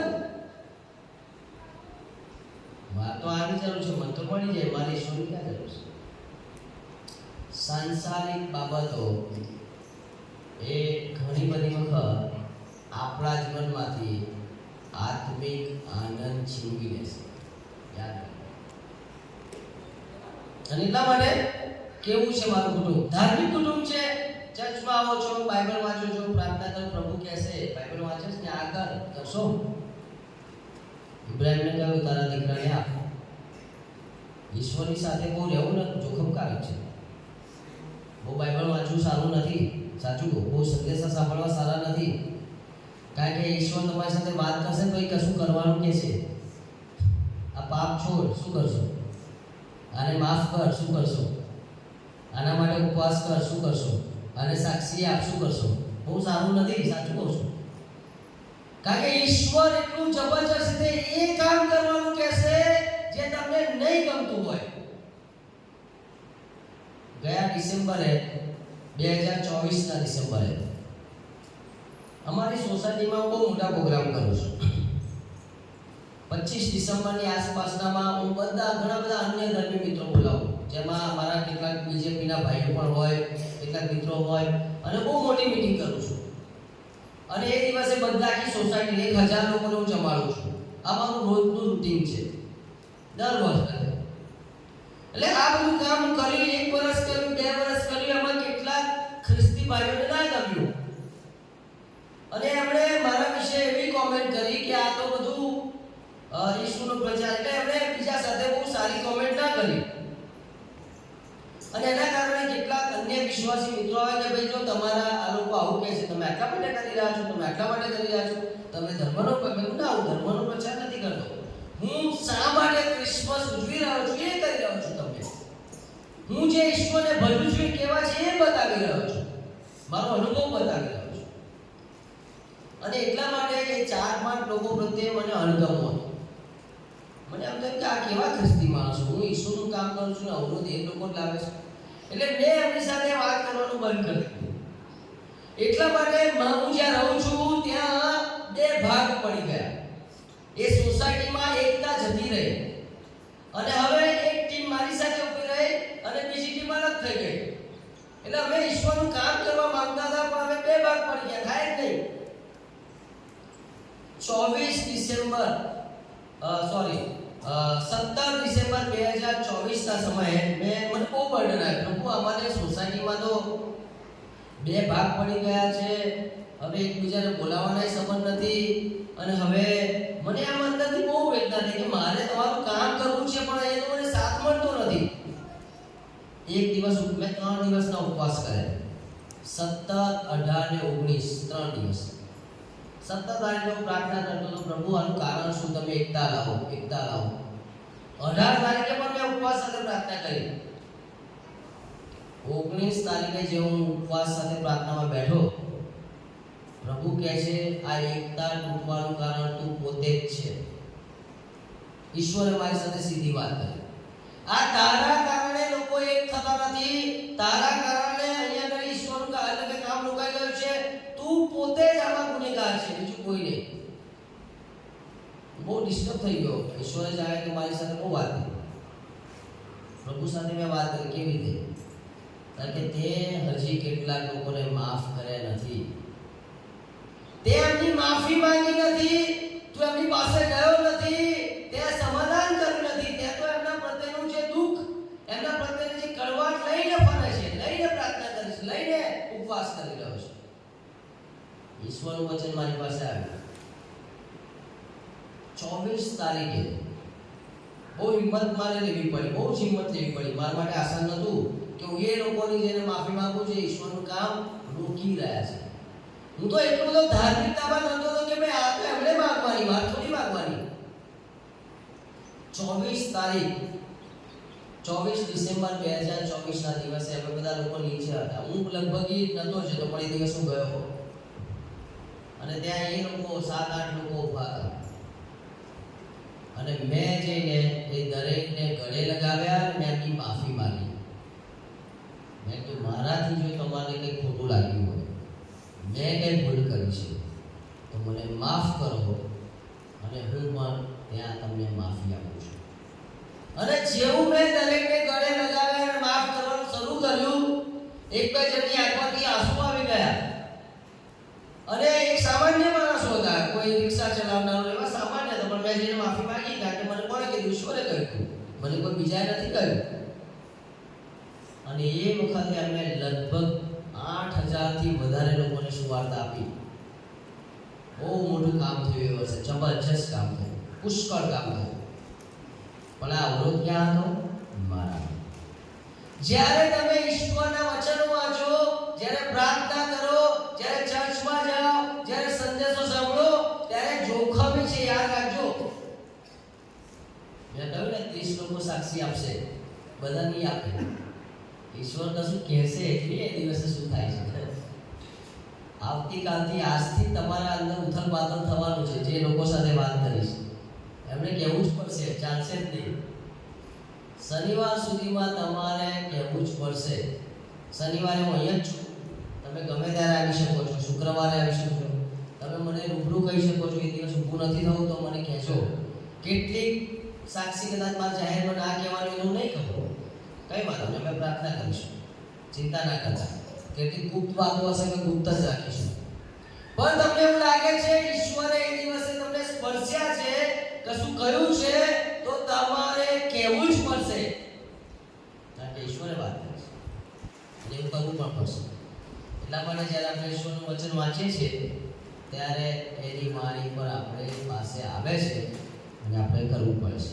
તમે જેમ જેમ આગળ વધશો તેમ તેમ તમારો સંબંધ વધશે. પતિઓને પ્રશ્ન પૂછો, ઈશ્વર સાથે તમારો સંબંધ કેવો છે? તમારો ઈશ્વર સાથે ધાર્મિકતાનો સંબંધ બરાબર હશે, પણ ઈશ્વર સાથે કેવો છે? આ સંબંધ સુધારી આપે, આ સંબંધને વ્યક્તિગત બનાવે, આમાં ઢીલ મૂકીએ નહીં. તમને ખબર છે, મારી દીકરીએ એક સાક્ષી મને આપી જુવાનોની મીટિંગમાં. આજના દિવસોમાં અમારા કુટુંબમાં એક સંઘર્ષ થયો. એમાં આણે એમની સાથે વાત કરવાની બંધ કરી, પણ એ જુવાનોની મીટિંગમાં એમની સાથે ઈશ્વરે વાત કરી કે તે આ લોકો સાથે વાત કરવાની બંધ કરી છે, તું ચાલ એમને માફ કર.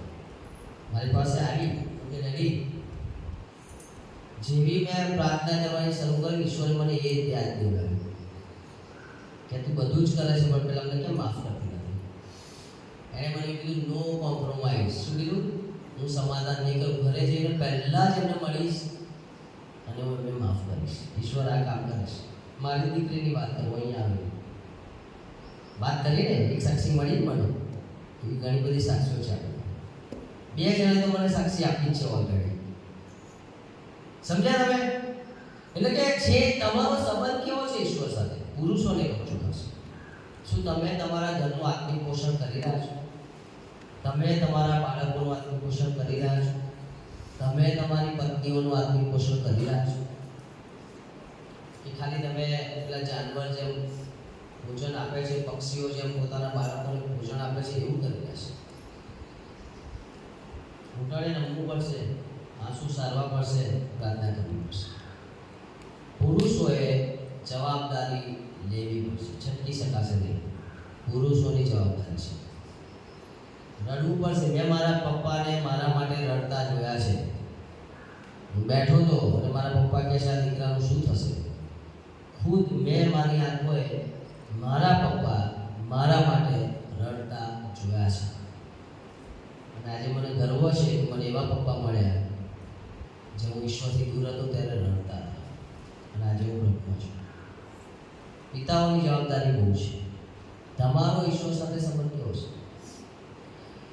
માતા અને પત્નીઓ તમને પણ કહીએ છીએ, તમારો કેવો સંબંધ છે? તમારા પતિઓ બહાર જાય છે ત્યારે શું કરો છો? તમે એમના માટે કેવી પ્રાર્થના કરો છો? તમારો સંબંધ કેવો છે? શું માંગો છો તમે? એ તો શૈતાનની જાળમાં ફસાયેલા છે, ફિલ્ડમાં છે, એટલે બધા પરીક્ષણો આવશે. શું કરશો? આ પરીક્ષણોમાં એમનું પ્રોટેક્શન, એમનું દિવાલ તો તમે છો. તમારો વિશ્વાસ, તમારી પ્રાર્થના, તમારી હિંમત, તમારો એમની સાથેનો સંબંધ એમને ટકાવી રાખશે. કચકચ બહુ નહીં કરો, ફરિયાદ બહુ નહીં કરો, ઘરે આવે ત્યારે આ નથી તે નથી એવું બધું નહીં. એનો પણ એક સમય હોય. એટેક ના કરો, એમની પર આક્રમક ના બનો, એમની પર તૂટી ના પડો, પણ એમને તમારા હૂંફની અને તમારી પ્રાર્થનાની. પણ એના માટે તમારો સંબંધ કેવો છે એ બહુ જ મહત્વની વાત છે. ઈશ્વરની યોજના માટેનું કુટુંબ જો ઉત્પત્તિનું પુસ્તક 2 અધ્યાયની 8મી કલમમાં લખ્યું છે ને, ઈશ્વરની યોજના. આદમ અને હવા દ્વારા ઈશ્વરની કુટુંબની સ્થાપના કરી, એદનવાડીમાં મૂક્યા અને એકબીજા સાથેના સંબંધમાં એમને મજબૂત કરી. કે છે ઈશ્વર પણ એમની સાથે મુલાકાત કરતા હતા. ઈશ્વર પણ એમની સાથે, એટલે 2 નતા 3 હતા, 2 નતા 3 હતા. અને હવાના વિશે તમે જુઓ, જ્યારે એણે ઈશ્વરની આજ્ઞા તોડીને ત્યારે એણે પતિને પણ આધીન ના રહી. આપણે એવું જોઈએ છે કે પતિની નિષ્ફળ નથી ગઈ, ઈશ્વર સાથેના સંબંધમાં નિષ્ફળ ગઈ. એવરી ક્ષણ, દરેક મિનિટ શૈતાન આપણને તોડવા માટે તૈયાર છે. તમે 1000 વાર વિચાર્યું છે આના કરતાં તો મરી જવું છે, આના કરતાં તો મરી જવું છે, આના કરતાં તો મરી જવું છે. તમે 1000 વાર વિચાર્યું છે આના કરતાં તો છૂટું કરી દેવું છે. પણ આ બધું એટલા માટે થઈ રહ્યું છે કે તમને તોડી નાખવામાં આવે, આ કુટુંબ એકદમ નષ્ટ કરી દેવામાં આવે. અને તમે એમ પણ કહેવા માંગતા છો કે અમે જીવી લઈશું, પણ ના, આ તો શૈતાન તમને તોડી રહ્યા છે. તમને મરવાની વાત કરે છે, તમને છૂટા થવાની વાત કરે છે. એ તો શૈતાન તમને નષ્ટ કરવા માટે આવ્યો છે.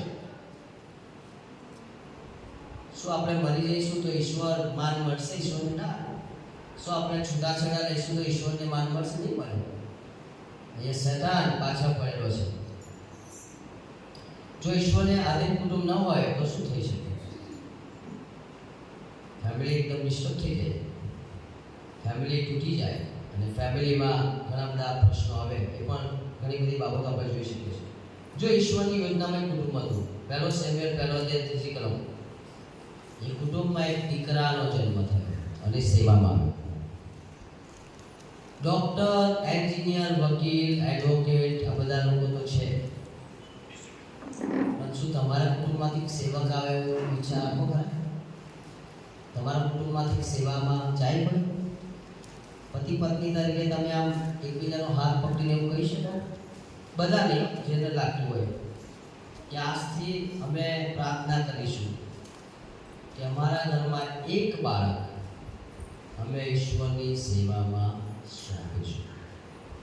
ભલે એને માર મળે, ભલે એને દુઃખ સહન કરવું પડે, ભલે એને ભૂખ્યું રહેવું પડે, ભલે એને ઓછો પગાર હોય, ભલે એને સતાવણી થાય, પણ અમે ખ્રિસ્તી સેવામાં મૂકીશું.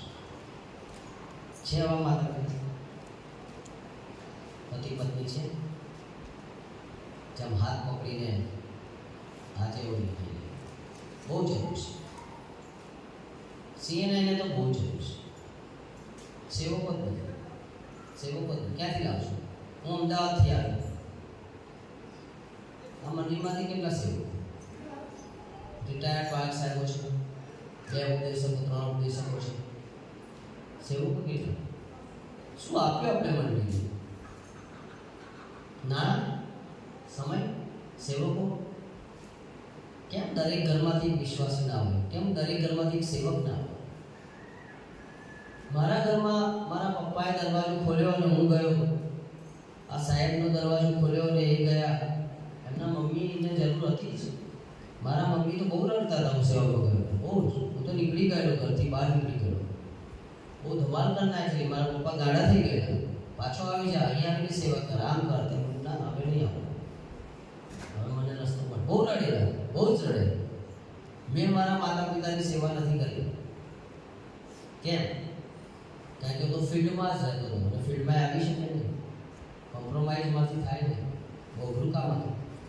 જે થાય એ મદદ કરી છે, પણ એમની મેં એવી રીતની સેવા નથી કરી જે રીતની મારે કરવી જોઈએ. પણ એમણે કહ્યું કંઈ વાંધો નહીં, ત્યાં બરાબર છે, અમે દુઃખમાં અને સુખમાં અમે અમારું કરી લઈશું, પણ તું પાછો પડતો નહીં, તું સમાધાન કરતો નહીં, તું અમારી ચિંતા કરતો નહીં.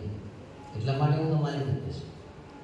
જો મારી માએ મને પકડી રાખ્યો હોત ને, ખબર નહીં આજે કોઈ ના હોત, પણ એમને બલિદાન આપ્યું, એમને પોતાના છોકરાને જવા દીધો, એમને કહ્યું લઈ જાઓ, લઈ જાઓ, લઈ જાઓ, લઈ જાઓ, પ્રભુ એને લઈ જાઓ. પગાર નથી, કંઈ વાંધો નહીં, લઈ જાઓ. ભૂખમરો છે, કંઈ વાંધો નહીં. તકલીફ છે, કંઈ વાંધો નહીં, લઈ જાઓ. એટલે મારશે બધા, ભલે મારતા, એટલે એની નિંદા કરશે, ભલે કરતા, ઈસુ માટે બધું થશે, કંઈ વાંધો નહીં. છે માતા પિતાઓ આવા? કોઈ કહી શકે? પતિ પત્ની કોઈને કહી શકે? આ બાળક તમે આપો છો તો તમને પાછું આપો છો. એ મોટું થશે ત્યાં સુધી અમે પ્રાર્થના કરીશું કે સેવા માટે બોલાવશે. માતાની પ્રાર્થના બહુ પાવરફુલ હોય. એ દિવસ મેં તમને કહ્યું, મારી મમ્મીએ મારા માટે પ્રાર્થના કરી, આજે હું સેવા કરું. એ પિતાના આંસુ, પુરુષો રડતા નથી એવું કહેવાય છે. ઇમોશનલી એ બહુ સ્ટ્રોંગ હોય. માતાઓ રડે, સ્ત્રીઓ બધા રડે, પણ પુરુષોને કહું છું રડો, રડવાનું. કોના? બાળકો.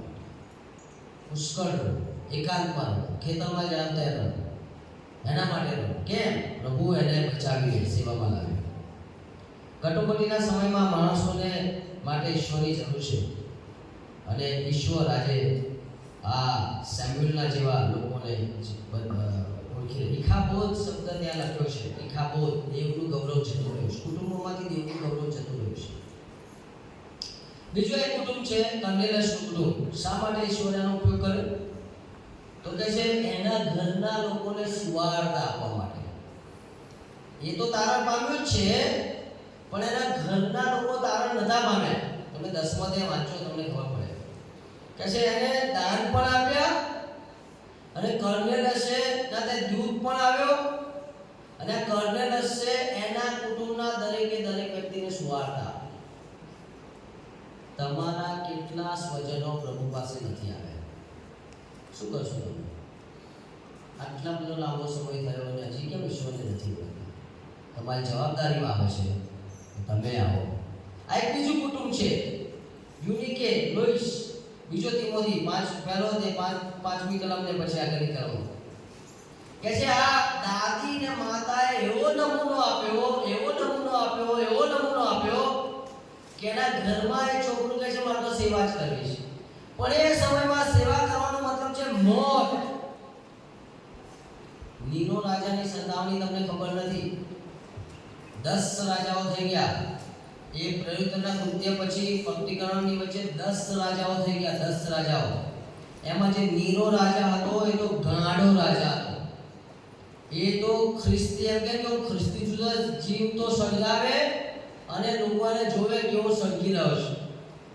એ તો એ માતા પિતા બાળકને એ ભૂખ્યા સિંહોની અંદર એ આખું ગ્રાઉન્ડમાં મૂકે, સિંહોને છૂટા મૂકી દે. એ માતાના હાથમાં બાળક હોય, એ પિતાના હાથમાં બાળક હોય, એ સિંહ આવે, એ બાળકને લઈને જતું રહે, એની સામે એને ફાડી ખાય, અને માતા એને પપ્પા એવું કહેવાનું છે છતાં પણ અમે ઈસુને ભજીએ છીએ. વિચાર કરો તમે. આ તિમોથીને આવા માતા પિતા હતા. મારી સામે મારી દીકરીની સાથે કંઈ એવું થાય ને મારે કહેવાનું છે કે પ્રભુ તમે કરે છે. તિમોથી આવા ઘરમાંથી નીકળે, જે ઘરમાં આવી દાદી હોય, જે ઘરમાં આવા માતા હોય. અને એને તિમોથીનો પત્ર વાંચો, તમને ખબર પડશે કે એણે કેટલું મોટું કામ કર્યું. તમારું કુટુંબ કેવું છે? કેવા પ્રકારની બાબતો તમારા કુટુંબમાં વૃદ્ધિ પામેલી છે? શું તમારા ઘરના દરેક સભ્યો તારણ પામેલા છે? શું તમારા ઘરના દરેક સભ્યો પ્રભુ ઈસુ ખ્રિસ્ત સાથે વ્યક્તિગત સંબંધ ધરાવે છે? એક વસ્તુ આપીને જાઓ. ઉપવાસ તમારા પતિ કે પત્નીને માટે, અને તમારા કુટુંબમાંથી એક બાળક આપો. અત્યારે નથી આપવાનું, ખાલી એના માટે પ્રાર્થના કરવાની છે. જો હોય તો તમે આપી શકો છો તો આપો. અને અને જો બાળક મોટા થઈ ગયા છે ને એમના રસ્તા ઉપર છે તો કઈ વાંધો નહીં, તમારા પૌત્ર કે પૌત્રીને આપો.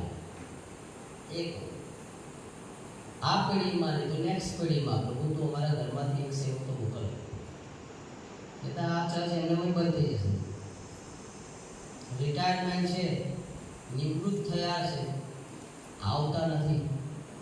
સીએનઆઈ ચર્ચ હમણાં જ બિશપ સાહેબની સાથે અને કુટુંબ એમની સાથે મારી ચર્ચા થઈ એટલે એમના ટીમની સાથે અત્યારનો સીએનઆઈનો સૌથી મોટો સળગતો પ્રશ્ન એ છે મંડળીઓને આત્મિક દોરવણી આપશે કોણ?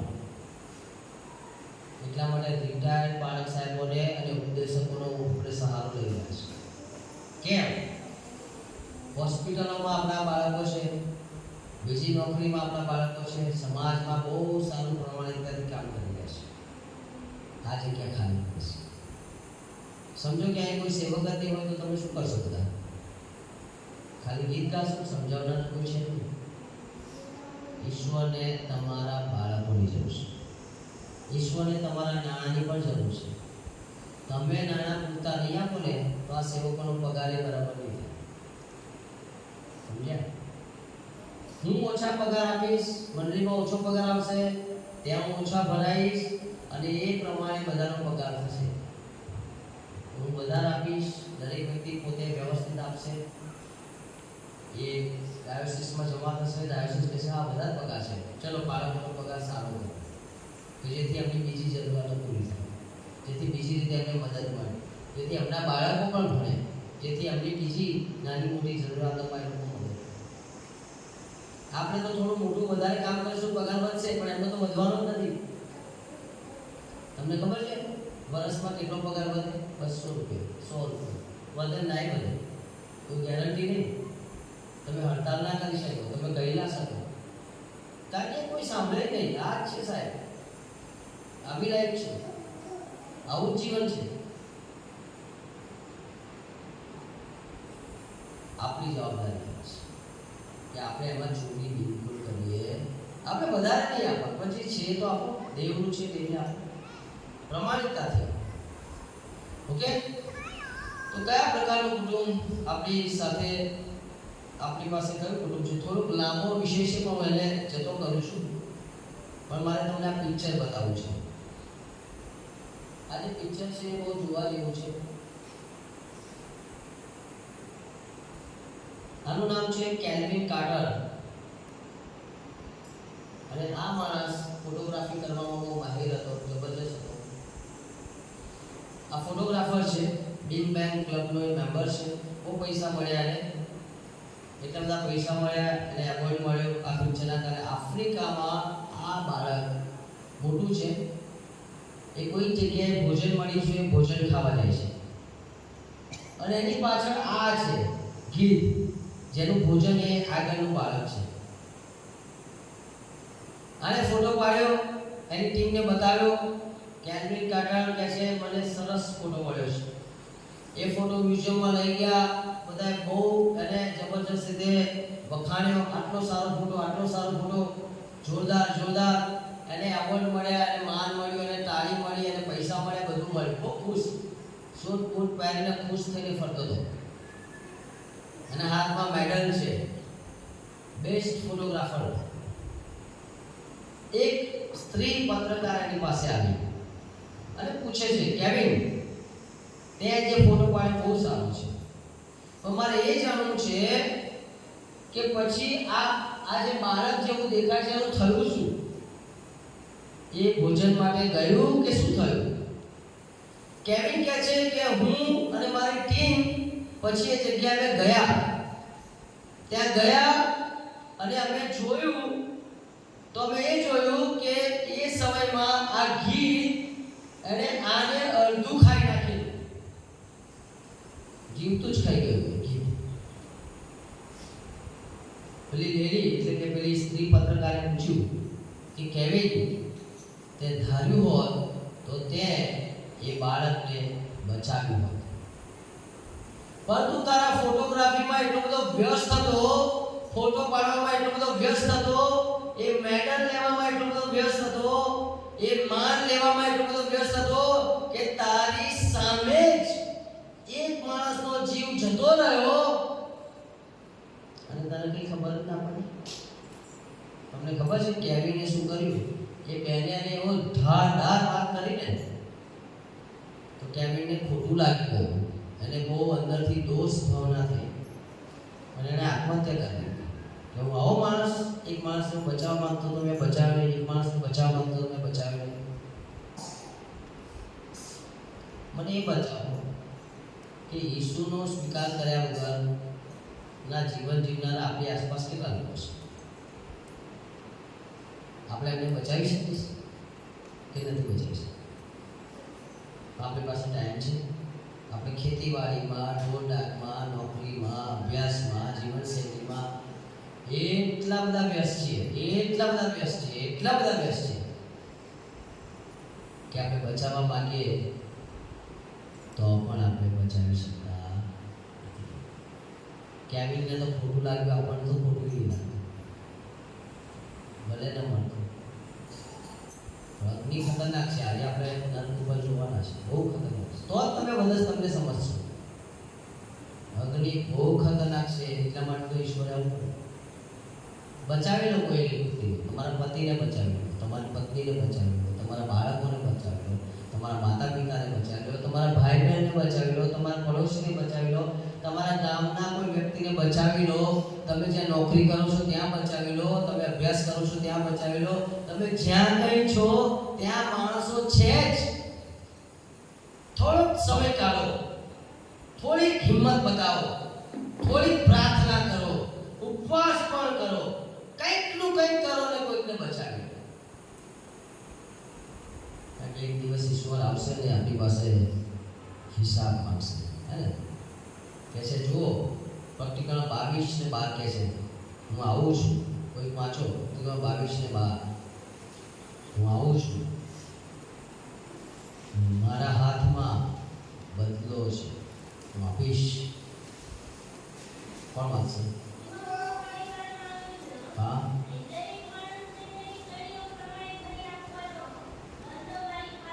દરેક માણસને તેની કરણીઓ પ્રમાણે ભરી આપવાનો બદલો મારી પાસે. મેં કોઈને બચાવ્યા હશે ને તો મુંગટ મને મળશે. મેં કોઈને બચાવ્યા હશે ને તો એ માન મને મળશે. આખા શૈતાનનું ઘર છે આ, તમે જોઈ શકો છો. અને આજે દરેક ક્ષણે આત્માના સ્વામી રહ્યા છે અને આજે આત્મિક કુટુંબની જરૂર છે. પ્રાર્થના કરી આત્મન કરી. કેવું છે તમારું કુટુંબ? સ્વકેન્દ્રિત છે, ધાર્મિક છે કે આત્મિક છે? શું તમે નિર્ણય લો છો કે આજથી હું મારા પતિને માટે ઉપવાસ કરીશ? શું તમે નિર્ણય લો છો કે આજથી મારી પત્નીને માટે ઉપવાસ કરીશ? તમારે એ જોવું છે કોઈ માતા પિતા છે જે આજે પોતે એકબીજાનો હાથ પકડીને એવું લે કે હું મારું બાળક સેવામાં જાય માટે મેં આજથી એના માટે પ્રાર્થના કરીશું? છે કોઈ માતા પિતા? મારે જોવા છે. હાથ પકડી શકો તો મને ખબર પડશે. Yes, thank you. 2 પરિવાર, 3 પરિવાર, 3 પરિવારે એવો નિર્ણય લીધો છે. Thank you. 4 પરિવાર, 4 પરિવારે એવો નિર્ણય લીધો છે કે એ લોકો આજથી પ્રાર્થના કરશે કે અમે બાળક સેવા. બહુ જરૂર છે. છે કોઈ બીજું પરિવાર? ઈશ્વરે વાત કરી છે તમારી સાથે? છે કોઈ પરિવાર? પત્નીઓ, તમે બહુ ગંભીરતાથી પ્રાર્થના કરશો તમારા પતિ માટે? શૈતાન તમને ગળી જવા માટે તૈયાર છે. ઉપવાસ કરશો, રડશો. હું કહું છું કે ઘૂંટણ ઉપર જઈને તમે પ્રાર્થના કરશો. છે કોઈ પત્ની? Yes, thank you, very good, thank you very much, thank you very much. બહુ જરૂર છે. પતિઓ, તમારી પણ જરૂર છે. પત્નીઓ બહુ નાજુક છે, લાગણીવશ છે, પરીક્ષણમાં જલ્દી પડી શકે છે, જલ્દીથી આવેશી વળી શકે છે. પતિઓ, તમારી જવાબદારી છે. આવા પતિઓ? Yes, thank you very much. બહુ જરૂર છે. આપણે પ્રાર્થના કરી કે પ્રભુ અમારી મંડળીમાંથી એટલીસ્ટ 10 સેવકો મોકલો. 10 કુટુંબો જોઈએ છે મારે, 10 ફેમિલીઝ. 10 સેવકો આવનારા 10 વર્ષમાં કે 20 વર્ષમાં અહીંયાથી નીકળે. 10 સેવકો સેવામાં જાય. અને એની જે જવાબદારી છે હું એઝ અ કુટુંબ તરીકે લઉં છું. ભલે 10 વર્ષ થાય, 20 વર્ષ થાય, 25 વર્ષ કે 30 વર્ષ થાય કે 40 વર્ષ થાય, પણ આ મંડળીમાંથી, અમારી મંડળીમાંથી અમે 10 સેવકો આપીશું, જેના માટે 10 કુટુંબોની જરૂર છે.